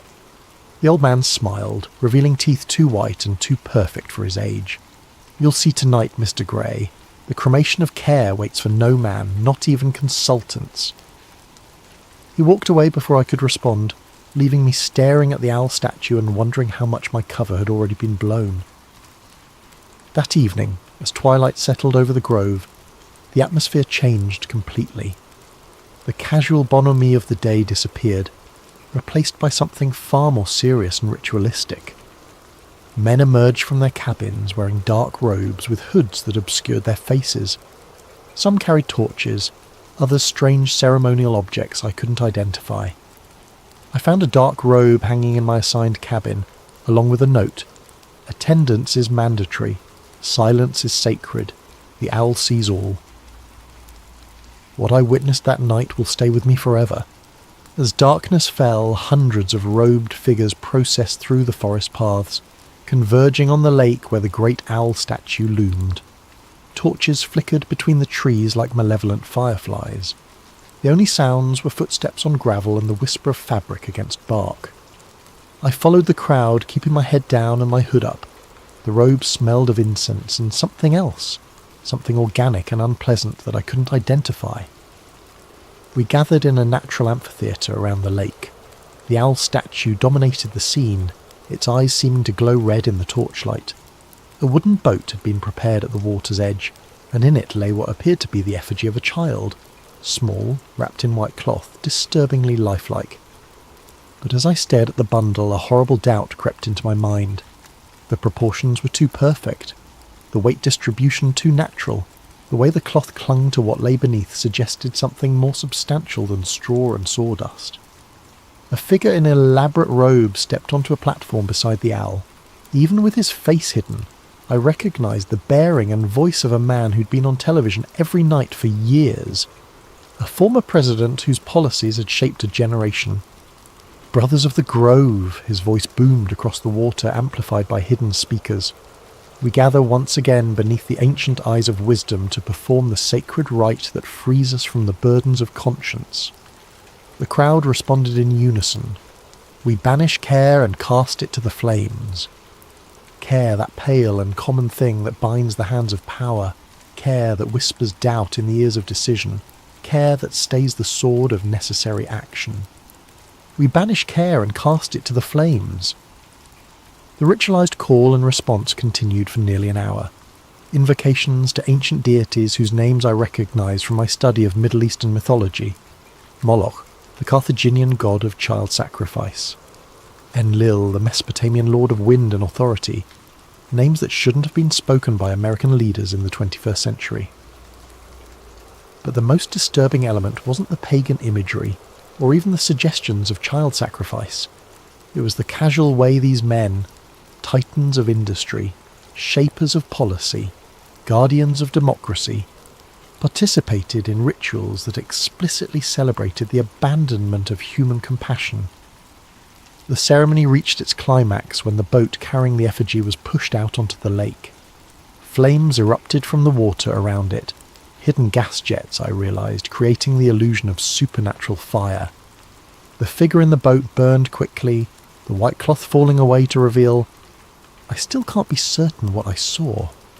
In the flickering light, with smoke obscuring my vision and my mind reeling from the horror of it all, it might have been an elaborately constructed mannequin. The realistic movement could have been caused by the flames consuming internal supports. The sounds, brief, high-pitched, quickly cut off, might have been air escaping from burning materials. But the way some of the robed figures wept as the fire consumed its offering, the way others cheered with genuine ecstasy, suggested something far more sinister than theatrical pageantry. As the flames died down, the crowd began to disperse. I started to follow them back toward the cabins, but a hand fell on my shoulder. Mr. Grey. It was the old man from earlier, still wearing his ceremonial robes. You're invited to the inner circle gathering. A rare honour for a consultant. Before I could refuse, two other figures flanked me. Not threatening exactly, but their presence made it clear that declining wasn't an option. They led me deeper into the forest, away from the main paths, to a clearing I hadn't seen during my earlier reconnaissance. Here, perhaps 30 men stood in a circle around a fire pit carved directly into the bedrock. Unlike the theatrical grandeur of the main ceremony, this felt ancient and deadly serious. The inner circle ritual began at midnight. The participants had exchanged their dark robes for masks of polished bone, owl faces with hollow eye sockets that seemed to bore into your soul. They moved with practiced precision, suggesting this ceremony had been performed countless times before. The man who'd led the earlier ritual stepped into the centre of the circle. Without his presidential bearing and familiar voice, he seemed diminished. Just another acolyte serving powers older than nations. Brothers of the Inner Grove, he intoned, we gather to receive the wisdom of the Ancient Ones, and to consecrate the plans that will shape the world's destiny. The response came in a language I didn't recognise at first, harsh consonants and guttural vowels that seemed to bypass the conscious mind and speak directly to something primal and terrified in the human psyche. But as my Navy intelligence training kicked in, I began to parse familiar elements. This was Akkadian, the ancient language of Mesopotamia, dead for over 2,000 years. They were chanting the names of forgotten gods and promising them sacrifices of nations. Symbols were drawn in the ash around the fire pit, not random occult doodles, but specific sigils I recognised from declassified CIA documents. Project MK Ultra had experimented with ritualistic programming, using ancient symbols and dead languages to bypass conscious resistance in human subjects. The research had supposedly been discontinued in the 1970s. Apparently it had just moved to a more exclusive venue. The ceremony continued for hours. Maps were produced and spread on the ground, not of geographical territories, but of economic zones, resource deposits, population centres. Plans were discussed in mixture of English and Akkadian, but the intent was clear enough. Wars to be started, governments to be toppled, populations to be controlled. And through it all, The participants spoke of themselves not as American leaders serving American interests, but as servants of the Ancient Ones, preparing the world for some greater transformation. The harvest approaches, one masked figure intoned. The sleepers must be awakened. The old seals must be broken. In the name of those who wait in the deep places, the circle responded, let the work continue. I crouched in the shadows beyond the firelight, recording everything on a digital audio device I'd hidden in my shoe. But as the night wore on, I began to understand that what I was witnessing wasn't just corruption or conspiracy in any conventional sense. These men genuinely believed they were serving inhuman masters. Whether those masters were real or imagined didn't matter. The policies they were planning would affect millions of lives based on the whims of entities that viewed humanity as livestock. The ritual concluded with each participant drinking from a silver chalice and making individual pledges. The liquid looked black in the firelight, and several men convulsed briefly after drinking, their eyes rolling back to show only white. As dawn approached, the circle dissolved. The participants removed their masks, revealed themselves to be exactly who I'd suspected. Former presidents, current senators, military leaders, corporate titans. They shook hands and exchanged quiet words like businessmen concluding a profitable meeting, which in a sense they were. I made it back to my cabin as the first light filtered through the redwood canopy, but I knew I couldn't stay much longer. Whatever protection my forged identity provided was wearing thin. Too many meaningful looks, too many knowing smiles. They were playing with me, letting me see just enough to understand the scope of what I'd stumbled into. But there was one more place I needed to investigate before I could flee. The lodge marked Styx, access by code only, sat apart from the main camp, connected by a service road that didn't appear on any of the maps provided to guests. I'd noticed it during my first day's reconnaissance, but hadn't found an opportunity to investigate. The building itself was unremarkable. Standard wooden construction that matched the other lodges, designed to blend into the forest environment. But the security was anything but standard. Biometric scanners, electromagnetic locks, motion sensors that could detect a heartbeat from 50 feet away. Fortunately, my anonymous benefactor had provided more than just a forged access pass. Hidden in the lining of my suit jacket was a USB device that looked like a standard thumb drive, but contained sophisticated hacking tools developed by someone with serious technical skills. When plugged into the lodge's security system, it created a temporary blind spot in the sensors and provided the access codes needed to bypass the locks. Whoever wanted me to see what lay inside had planned this infiltration down to the smallest detail. The lodge's interior was a facade. Behind a false wall accessed by yet another hidden panel, stairs led down into the bedrock beneath the forest. The passage was older than the buildings above, carved stone rather than modern construction, lit by electric fixtures that had been retrofitted into ancient sconces. At the bottom of the stairs, a heavy oak door opened onto a chamber that took my breath away. The room stretched far beyond what should have been possible given the lodge's footprint above. Stone shelves lined the walls, filled with leather-bound journals, rolled documents, and artefacts that seemed to span centuries. At the centre of the chamber stood a massive table carved from a single piece of black stone, its surface covered with maps, blueprints, and what appeared to be governmental documents bearing official seals. I started with the journals, selecting one at random from a shelf marked 1923 to 1945. The handwriting was elegant, old-fashioned, but the contents were anything but quaint. The European situation proceeds according to plan. Our associates in Berlin understand their role, though they believe themselves to be serving the fatherland rather than the ancient ones. The sacrifice of the lesser peoples will provide the spiritual energy necessary for the next phase of the great work. Another journal, this one more recent. Operation Mockingbird exceeds all expectations. The media outlets respond to our guidance without question, believing they serve journalistic integrity, while actually perpetuating the narratives required for population control. The sleeping masses accept whatever reality we provide. But it was the documents on the central table that truly shattered my understanding of how the world worked. Blueprints for the USA Patriot Act dated 6 months before September 11th, 2001. Battle plans for the invasion of Iraq. complete with fabricated intelligence reports about weapons of mass destruction. Early drafts of social media algorithms designed not to connect people, but to divide them into manageable, controllable factions. And newer documents that made my blood run cold. Plans for a global pandemic response that prioritized control over public health. Blueprints for digital currency systems that would eliminate financial privacy entirely. Population reduction strategies disguised as environmental initiatives. The most disturbing document was a roster of participants going back to the 1870s, when the Bohemian Club was first founded. Names I recognised from history textbooks, titans of the Gilded Age who'd shaped America's industrial development. But also names that shouldn't have been there. Figures from much earlier periods, some dating back centuries. Either the record keeping was fantastically inaccurate, or some of these participants weren't entirely human. At the bottom of the most recent page, a note in fresh handwriting. E. Granger, journalist, witnessed inner circle ceremony. July 16th, 2023. Asset or liability. Recommend termination if no compliance by dawn July 18th.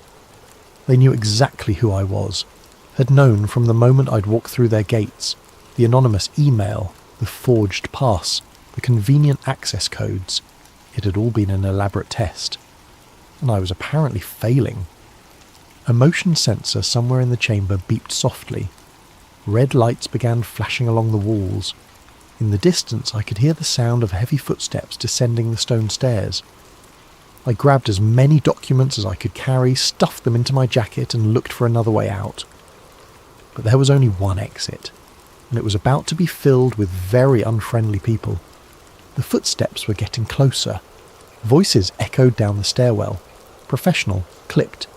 The kind of tactical communication used by military operators. But then the lights went out. Emergency lighting kicked in a moment later, bathing everything in hellish red. And in that brief moment of darkness, I heard something that shouldn't have been possible. A voice speaking directly into my mind, words that bypassed my ears entirely. Run, little journalist. Run and tell the world what you've seen, but know that the telling will be your doom, and the world's salvation requires far greater sacrifices than one man's life. When the emergency light stabilised, a section of the stone wall had opened, revealing a narrow tunnel that led deeper into the earth. I didn't hesitate. Whatever entity had just spoken to me, whether it was one of the ancient ones or something else entirely, it was offering me a chance to escape. I took it. The tunnel system beneath the grove was extensive and clearly ancient. Carved passages connected natural caves, creating a network that probably extended for miles underground. The walls were covered with symbols similar to those I'd seen during the inner circle ceremony, but these were older, deeper, worn smooth by centuries of whatever had moved through these spaces. I followed the main passage for what felt like hours, guided by phosphorescent moss that provided just enough light to avoid the worst obstacles. Behind me, I could hear sounds of pursuit, voices, flashlight beams, the occasional echo of radio communication, but the sounds were growing fainter, suggesting that my pursuers either couldn't find the tunnel entrance or were reluctant to follow me into the deep places beneath the forest. Eventually the passage began to slope upward. Fresh air carried the scent of rain and growing things. A natural opening concealed by hanging vines led out into the forest several miles from the main grove compound. I emerged to find the sky filled with storm clouds.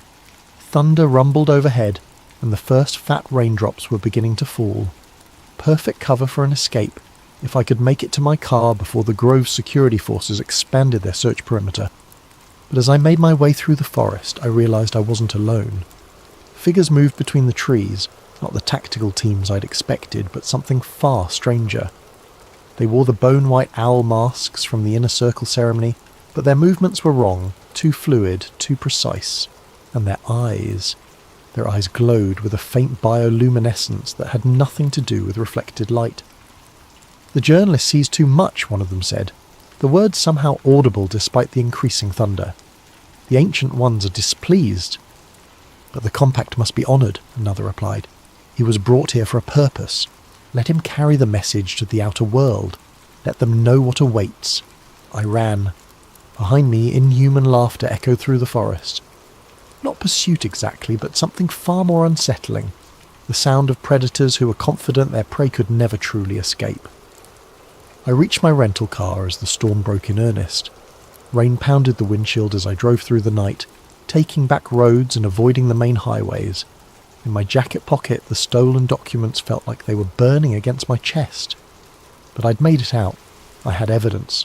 I had proof of the conspiracy that shaped world events from the shadows of a California forest. Or so I thought. I uploaded everything to an offshore server farm in Iceland. Documents, audio recordings, photographs, detailed notes of everything I'd witnessed. Multiple backup copies, distributed through anonymous networks, protected by military-grade encryption. Within 6 hours, every file had been corrupted or deleted. My apartment was ransacked while I was at an internet cafe, uploading the files. Nothing obviously stolen, but every electronic device had been confiscated or destroyed. My laptop, phone, backup drives, even the digital camera I'd left in a drawer, all gone. The mainstream media ignored my story completely. Alternative news sites that initially showed interest suddenly went silent. Forum posts about the Grove were deleted within minutes of being posted. It was as if the entire internet had been scrubbed of any reference to what I'd discovered. But the worst part was the dreams. Every night since my escape, I've been visited by visions of the Ancient Ones. Vast, tentacled entities that exist in spaces between dimensions, feeding on human suffering and preparing for some cosmic transformation that will remake reality according to their twisted desires. They show me glimpses of the future they're working to create. Cities drowned beneath black oceans, skies filled with screaming winds, populations reduced to cattle serving inhuman masters. And they whisper that I'm not a hero or a journalist or even a victim. I'm a messenger. They wanted someone to witness their ceremony, to understand the scope of their power, to carry word of their inevitable victory to the outside world. Not to warn humanity, warnings imply the possibility of resistance, but to spread the despair that will make their final conquest easier. Every word I write, every person I tell, every attempt to expose the truth only serves their greater purpose. The corruption of hope, the murder of faith in human institutions, the slow transformation of free people into willing slaves. I'm writing this final entry from a motel room in Reno. I've been driving for 3 days, never staying in one place for more than a few hours. But I know it doesn't matter. They're not hunting me because they don't need to. I'm already serving their purpose just by existing, just by remembering what I saw in the Grove. The cremation of care wasn't just a ritual, it was a recruitment ceremony. And I wasn't an infiltrator, I was an initiate. Tonight, I'll drive east toward the desert. Maybe I'll find some way to break the cycle, to turn their own trap against them. Or maybe I'll just disappear into the wasteland and let the truth die with me. But if you're reading this, if somehow these words have reached you despite all their efforts to control the flow of information, then remember this. They call it the cremation of care, but what they really burn is conscience. And when the fires die down, the world grows a little colder, a little darker, a little more ready for the Ancient Ones to reclaim what they consider their rightful dominion. The fire in the Grove never really goes out. It just spreads, invisible and inexorable, consuming everything human until only the shadows remain. And in those shadows something very old and very hungry is waiting to be born.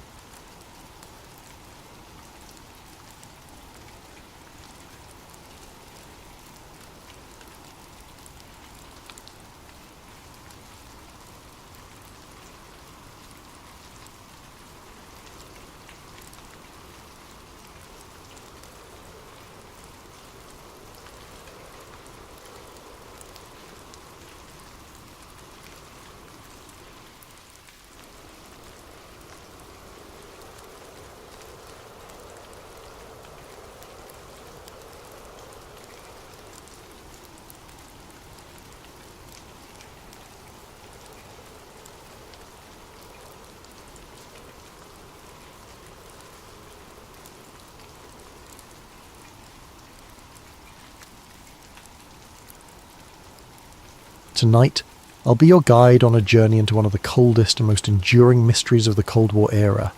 I want you to picture this. It's a winter night deep in the Ural Mountains in 1959. A group of young adventurers huddles in a tent on the snowy slope of a peak ominously called Dead Mountain. They're laughing, jotting down journal entries by flashlight and planning tomorrow's trek. They don't know it yet, but this will be their last night alive. This is the true story of the Dyatlov Pass incident, a mystery that has haunted investigators for decades. My name is James, and I've spent weeks poring over old case files, diaries and witness reports about what happened to those 9 hikers in 1959. The more I dig, the more the Dyatlov Pass incident feels like a nightmare straddling the line between fact and fiction. So, let's delve into it together step by step as if we're investigators unravelling a case file. The story begins in late January 1959. 10 experienced ski hikers from the Ural Polytechnical Institute set out on an expedition to reach a mountain called a Torten in the northern Urals. They were all in their early 20s, 7 men and 2 women, except for one older instructor, and were led by a 23-year-old radio engineering student named Igor Dyatlov. On January 23, 1959, the Dyatlov group received their route book and left the city of Sverdlovsk, today's Yekaterinburg, by train. You can imagine them on that train, excited, full of youthful bravado, maybe singing along to a mandolin one of them brought for the journey. After 2 days on trains, the party reached Ivdel, a remote town at the edge of the northern Ural Mountains, which also housed a Soviet Gulag camp for criminals. From Ivdel, they travelled by bus and then hitched a ride in the back of a woodcutter's truck to a settlement called Vizhai, the last inhabited village to the north. The locals in Vizhai must have looked at these university students with a mix of admiration and concern. The route they planned to traverse was rated Category 3, the most difficult, and they were attempting it in February, the cruelest time of year. On January 27th, the Dyatlov group left Vizhai and began their trek into the wilderness.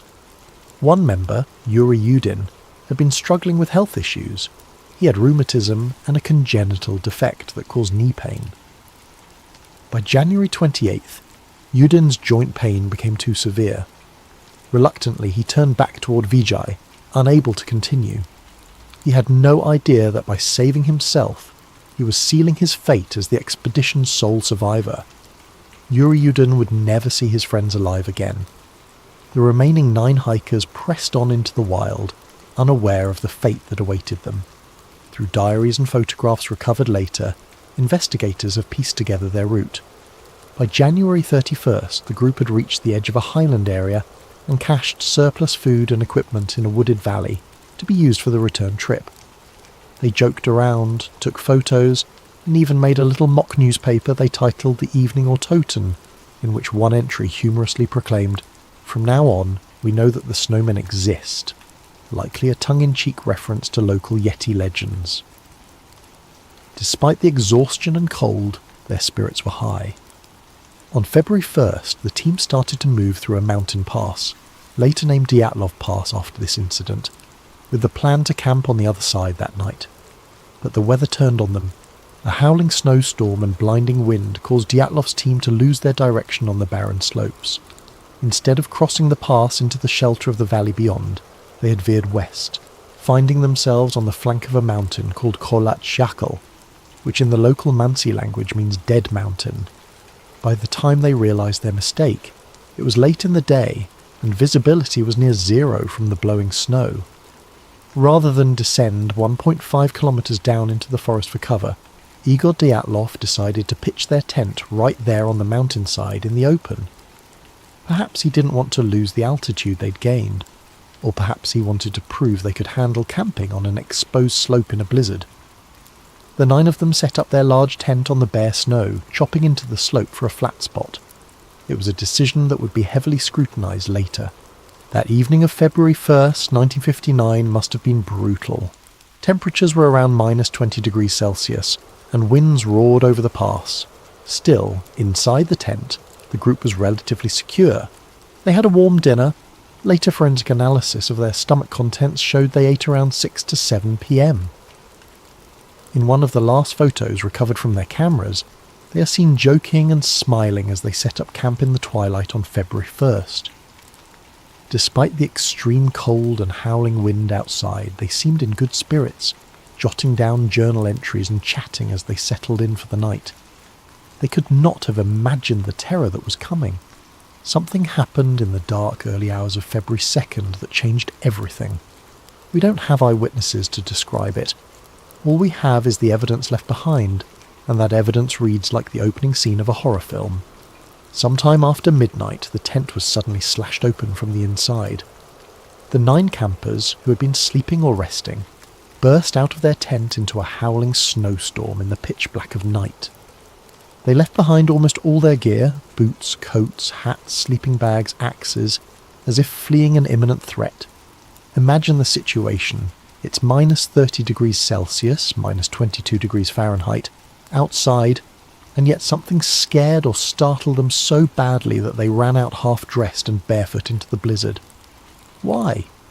What could have terrified them, or otherwise compelled them to abandon their only shelter and run into certain death? That's the question investigators have grappled with for over 60 years.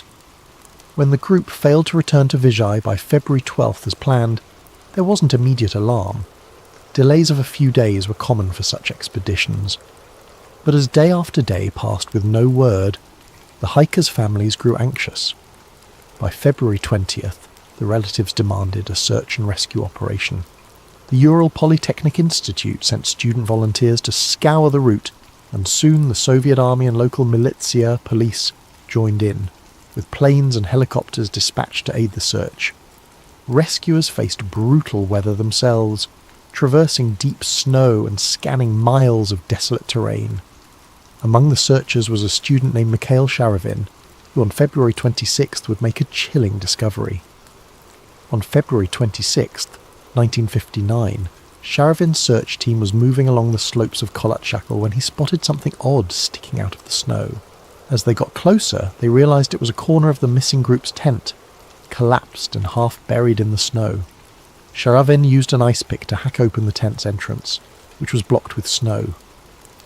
The sight inside the tent baffled him. The tent's canvas had been slashed open from the inside with a knife, and although it was damaged and partially snow-filled, almost all the hikers' belongings were still neatly arranged inside.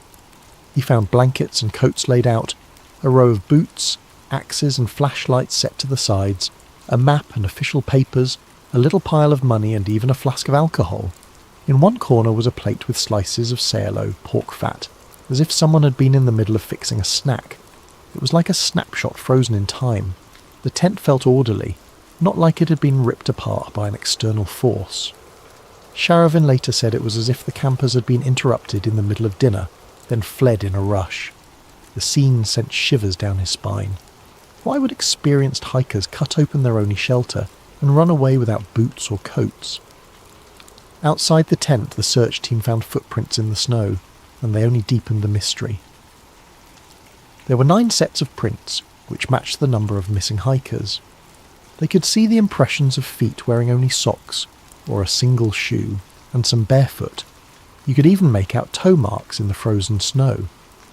The tracks indicated that the hikers had not run in a wild panic, but rather walked fast or at a hurried shuffle down the slope, in an organised single file. The rescuers followed these tracks downhill in the direction of a dense forest. Incredibly, the footprints continued for about 500 metres before they were obscured by fresh snow. It was as if the group had intentionally headed toward the forest, perhaps seeking shelter or regrouping. Sharavin and the others were utterly perplexed. What on earth could have made these seasoned hikers leave their tent in sub-zero cold, partially dressed and even barefoot, walking away calmly into the night? With dusk approaching on February 26th, the searchers had to pause the search until morning, haunted by the enigma they'd uncovered. The next day, the search parties fanned out from the tent down toward the forest. At the forest's edge, under a large Siberian cedar tree, Sharavin and his comrades found the charred remains of a small fire. Near that fire lay the first 2 bodies. What they saw defied explanation. Yuri Doroshenko and Yuri Krivonishenko were found side by side in the snow, shoeless and dressed only in their underwear. The branches on the cedar above them were broken up to 5 meters high, as if someone had climbed up into the tree. Indeed, bits of skin and torn clothing were found on the bark. It looked like one of them had frantically clambered up the cedar, either to get a better view of the area, perhaps trying to spot the tent in the dark, or to escape something. Krivonishenko's corpse had burns on parts of his body, and in a grim detail he had a piece of flesh missing from his right hand. It turned out he had bitten off a chunk of his own knuckle, possibly in an attempt to stay conscious or stifle a scream while dying of cold. Both men's hands and feet were deep reddish brown, a sign of frostbite, and maybe the last attempt to warm their limbs by the fire. The tree's branches had been stripped for kindling, but the fire they managed to build was small and had burned out by the time they died. The image of these two friends huddled by a dead fire, slowly freezing to death in their underwear under a sky of endless black, is something I can't easily shake off. About 300 meters away from the cedar tree, toward the tent, the searchers found the body of Igor Dyatlov. He was lying face up in the snow, head oriented toward the tent up the slope, as if he had been trying to crawl back that way. Dyatlov was better dressed than the two under the tree. He wore a flannel shirt, a sweater, and pants, but notably, he had no coat and no boots, only socks on his feet. One arm was frozen upright, reaching toward the sky, clutching a small birch branch. His other hand was pressed to his chest. People who saw his body remarked that he appeared to be protecting something in his jacket or close to his heart. Perhaps a photograph or his notebook, though nothing of note was found on his chest. His face, when they cleared the snow, was strangely calm, eyes open. Not far from Dyatlov, searchers found Zinaida Zina Kolmogorova, the 22-year-old female student in the group. Zina was better dressed than Igor. She had on 2 sweaters and 2 pants, but she too lacked boots, wearing only socks. Her body was turned toward the tent and her arms were extended forward, bent at the elbows, as if she had been crawling uphill on her stomach, desperately trying to get back to the tent before the cold overtook her. On Zina's right side, the searchers noted a long, bright red bruise running along her torso, resembling a blunt force injury from a baton or the butt of a rifle. It was an odd injury to see, given that she had no other major external wounds. It took a few more days until March 5th to find Rustem Slobodin, the last of these first 5 bodies. Slobodin, 23, was discovered face down in the snow about 480 meters from the cedar, roughly halfway back toward the tent. He was dressed more warmly than the others. He had a long-sleeve undershirt, a sweater, 2 pairs of pants, 4 pairs of socks, and 1 felt-lined boot on his right foot, but his head was bare and his left foot was only in a sock. In his right hand, Slobodin clenched a small pocket knife, closed. An autopsy would later reveal that Slobodin had a fracture in his skull, about 7 inches long, consistent with a blunt impact. However, this crack in his skull was not deemed a fatal wound. The medical examiner thought Rustem could have sustained it during a fall and continued moving for at least an hour afterward. Like Dyatlov, Kolmogorova, Doroshenko and Krivonishenko, Rustem Slobodin ultimately died of hypothermia. In fact, the first 5 bodies found all had no life-threatening external injuries. They had perished from the unforgiving cold. Slobodin's watch was found shattered and stopped at 8:45, though it's unclear if that was 8:45 a.m. or p.m, or even 8:45 on a different date. It was as if time itself froze at that moment. Now imagine being Yuri Yudin, the one who had turned back, called in to identify the bodies of your friends. One by one, the first 5 corpses were airlifted to the morgue in Ivdel for autopsy and identification. Yudin, with a heavy heart, confirmed their identities. But 4 members of the Dyatlov party were still missing. Weeks passed with no sign of them. The winter snows began to melt under the early spring sun. It wasn't until May, nearly 3 months later, that nature revealed the remaining victims, turning the mystery into something even more haunting. On May 4th, a Mansi tribesman named Kurin and his dog were assisting the search, when the dog picked up a scent near a rocky ravine further into the woods from the cedar tree. About 75 meters beyond the cedar and 1,500 meters from the tent, in a snow-filled ravine, searchers discovered a few torn pieces of clothing on a branch. Digging down, they uncovered the final 4 bodies buried under nearly 4 meters of snow. These were Lyudmila, Luda Dubinina, Semyon, Alexander, Zolotaryov, Nikolai Thibault-Brignol, and Alexander Kolevatov. They were lying about 75 meters further into the forest from the cedar, at the bottom of that ravine. Notably, 3 of the 4 were better dressed than the others, and it appeared they had taken clothes from those who died earlier. Dubinina, for example, was found wearing Krivonishenko's torn and burned brown trousers, and her foot was wrapped in a piece of his wool sweater. Zolotaryov, the 38-year-old, was found wearing Dubinina's faux fur coat and hat. Kolevatov had put on a spare sweater and pants, likely from one of the others. This exchange of clothing suggests that when some members of the group died, the last survivors stripped the dead of usable clothing to keep themselves alive, a tragic but practical act of survival. But the condition of these 4 bodies deepened the mystery rather than solved it. Unlike the first 5, 3 of these 4 had fatal physical injuries that were utterly horrifying. Nikolai Thibault-Brignol had suffered a massive skull fracture. His skull was literally crushed, the fracture measuring about 8 inches. Lyudmila Dubinina and Semyon Zolotaryov both had their chests caved in, with multiple ribs broken on each side. Dubinina had 10 ribs fractured, and Zolotaryov had 5 ribs fractured. A forensic doctor who examined the bodies said that the force required to produce such injuries would have been extremely high, comparable to that of a car crash. In other words, something had delivered an immense pressure or impact to their bodies. Strangely, none of these 3 had any external wounds or bruises corresponding to the lethal internal damage. It was as if they'd been hit by a shockwave or squeezed by a tremendous force without breaking the skin. The 4th person in the ravine, Alexander Kolevatov, had a less clear cause of death.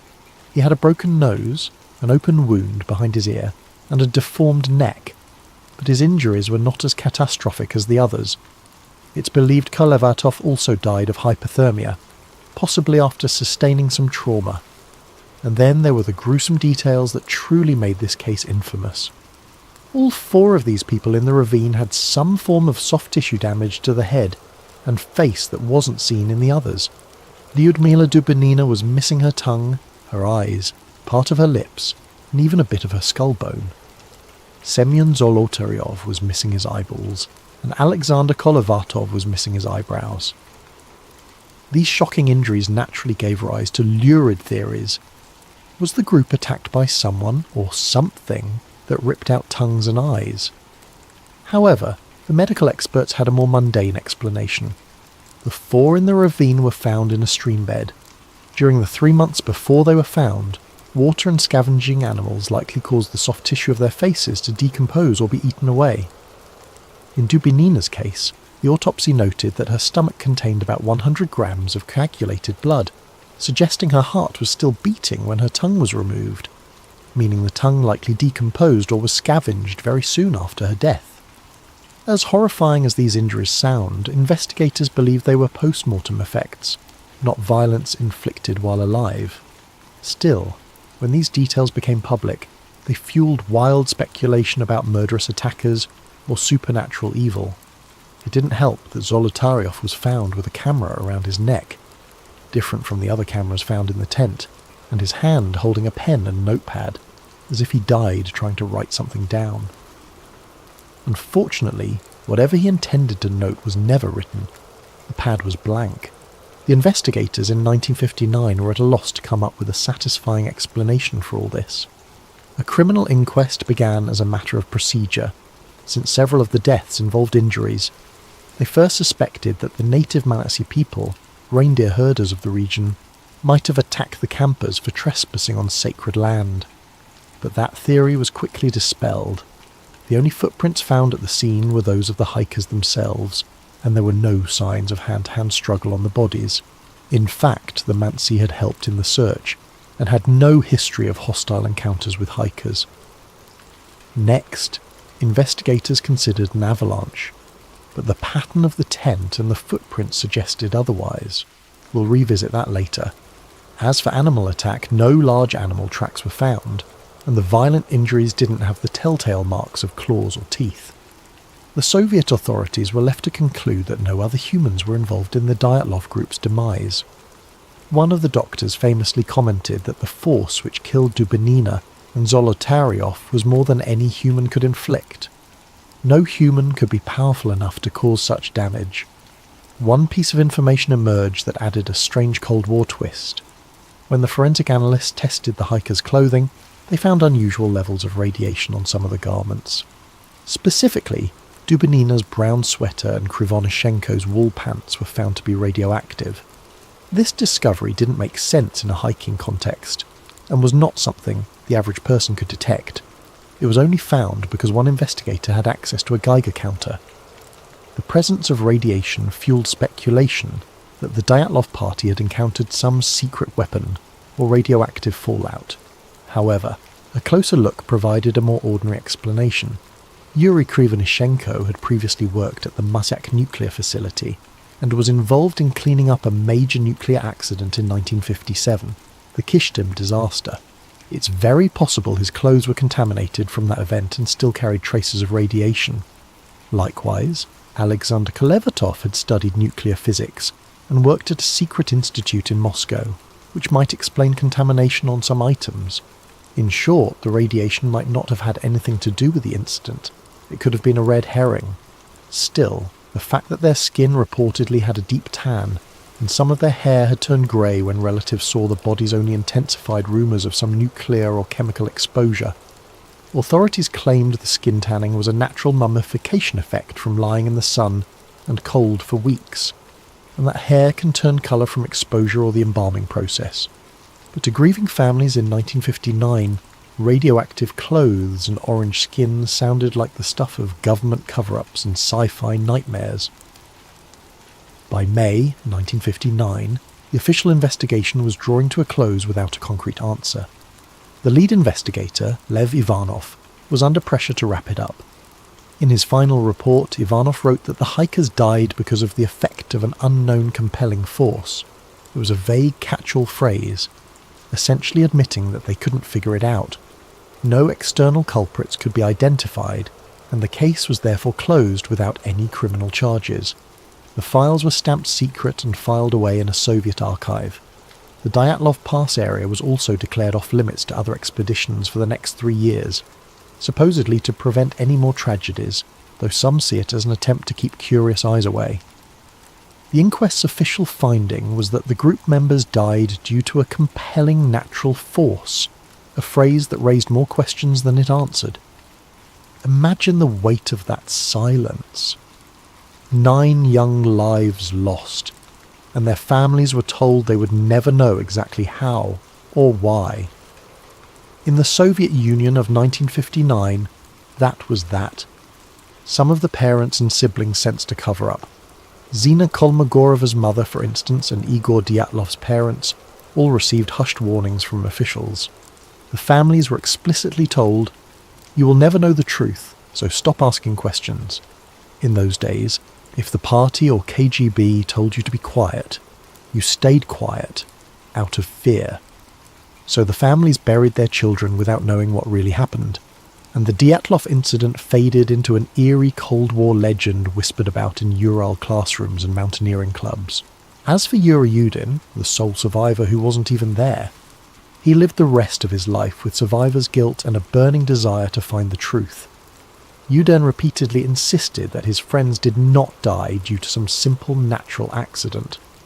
He felt in his gut that something else, something man-made, had to have caused it. In interviews before his death in 2013, Yuri Yudin openly voiced his belief that the Soviet authorities knew more than they let on about the incident. In fact, not long before he died, Yudin publicly stated that he believed his teammates had been taken out of the tent at gunpoint and murdered. He even speculated that Dubinina's tongue was cut out by perpetrators because she was the most outspoken of the group. These are incredibly serious accusations, and they were never proven. Yudin admitted he had no evidence, just deep suspicions after a lifetime of thinking about it. Whether Yudin was right or wrong, his perspective shows just how deeply the Dyatlov mystery can burrow into someone's soul. So, here we are decades later, with more questions than answers. I'm a modern-day investigator, combing through the remnants of old reports and new theories. As I piece together each bit of evidence, I feel that cold wind from Dead Mountain blowing through the decades. The Dyatlov Pass incident has become one of the world's most enduring mysteries, precisely because it sits at the crossroads of the explicable and the baffling. Over the years, numerous theories have been put forward to explain it, some grounded in scientific reasoning, others veering into the paranormal or conspiratorial. Let's examine these theories one by one, like branching investigative paths, and see where each leads.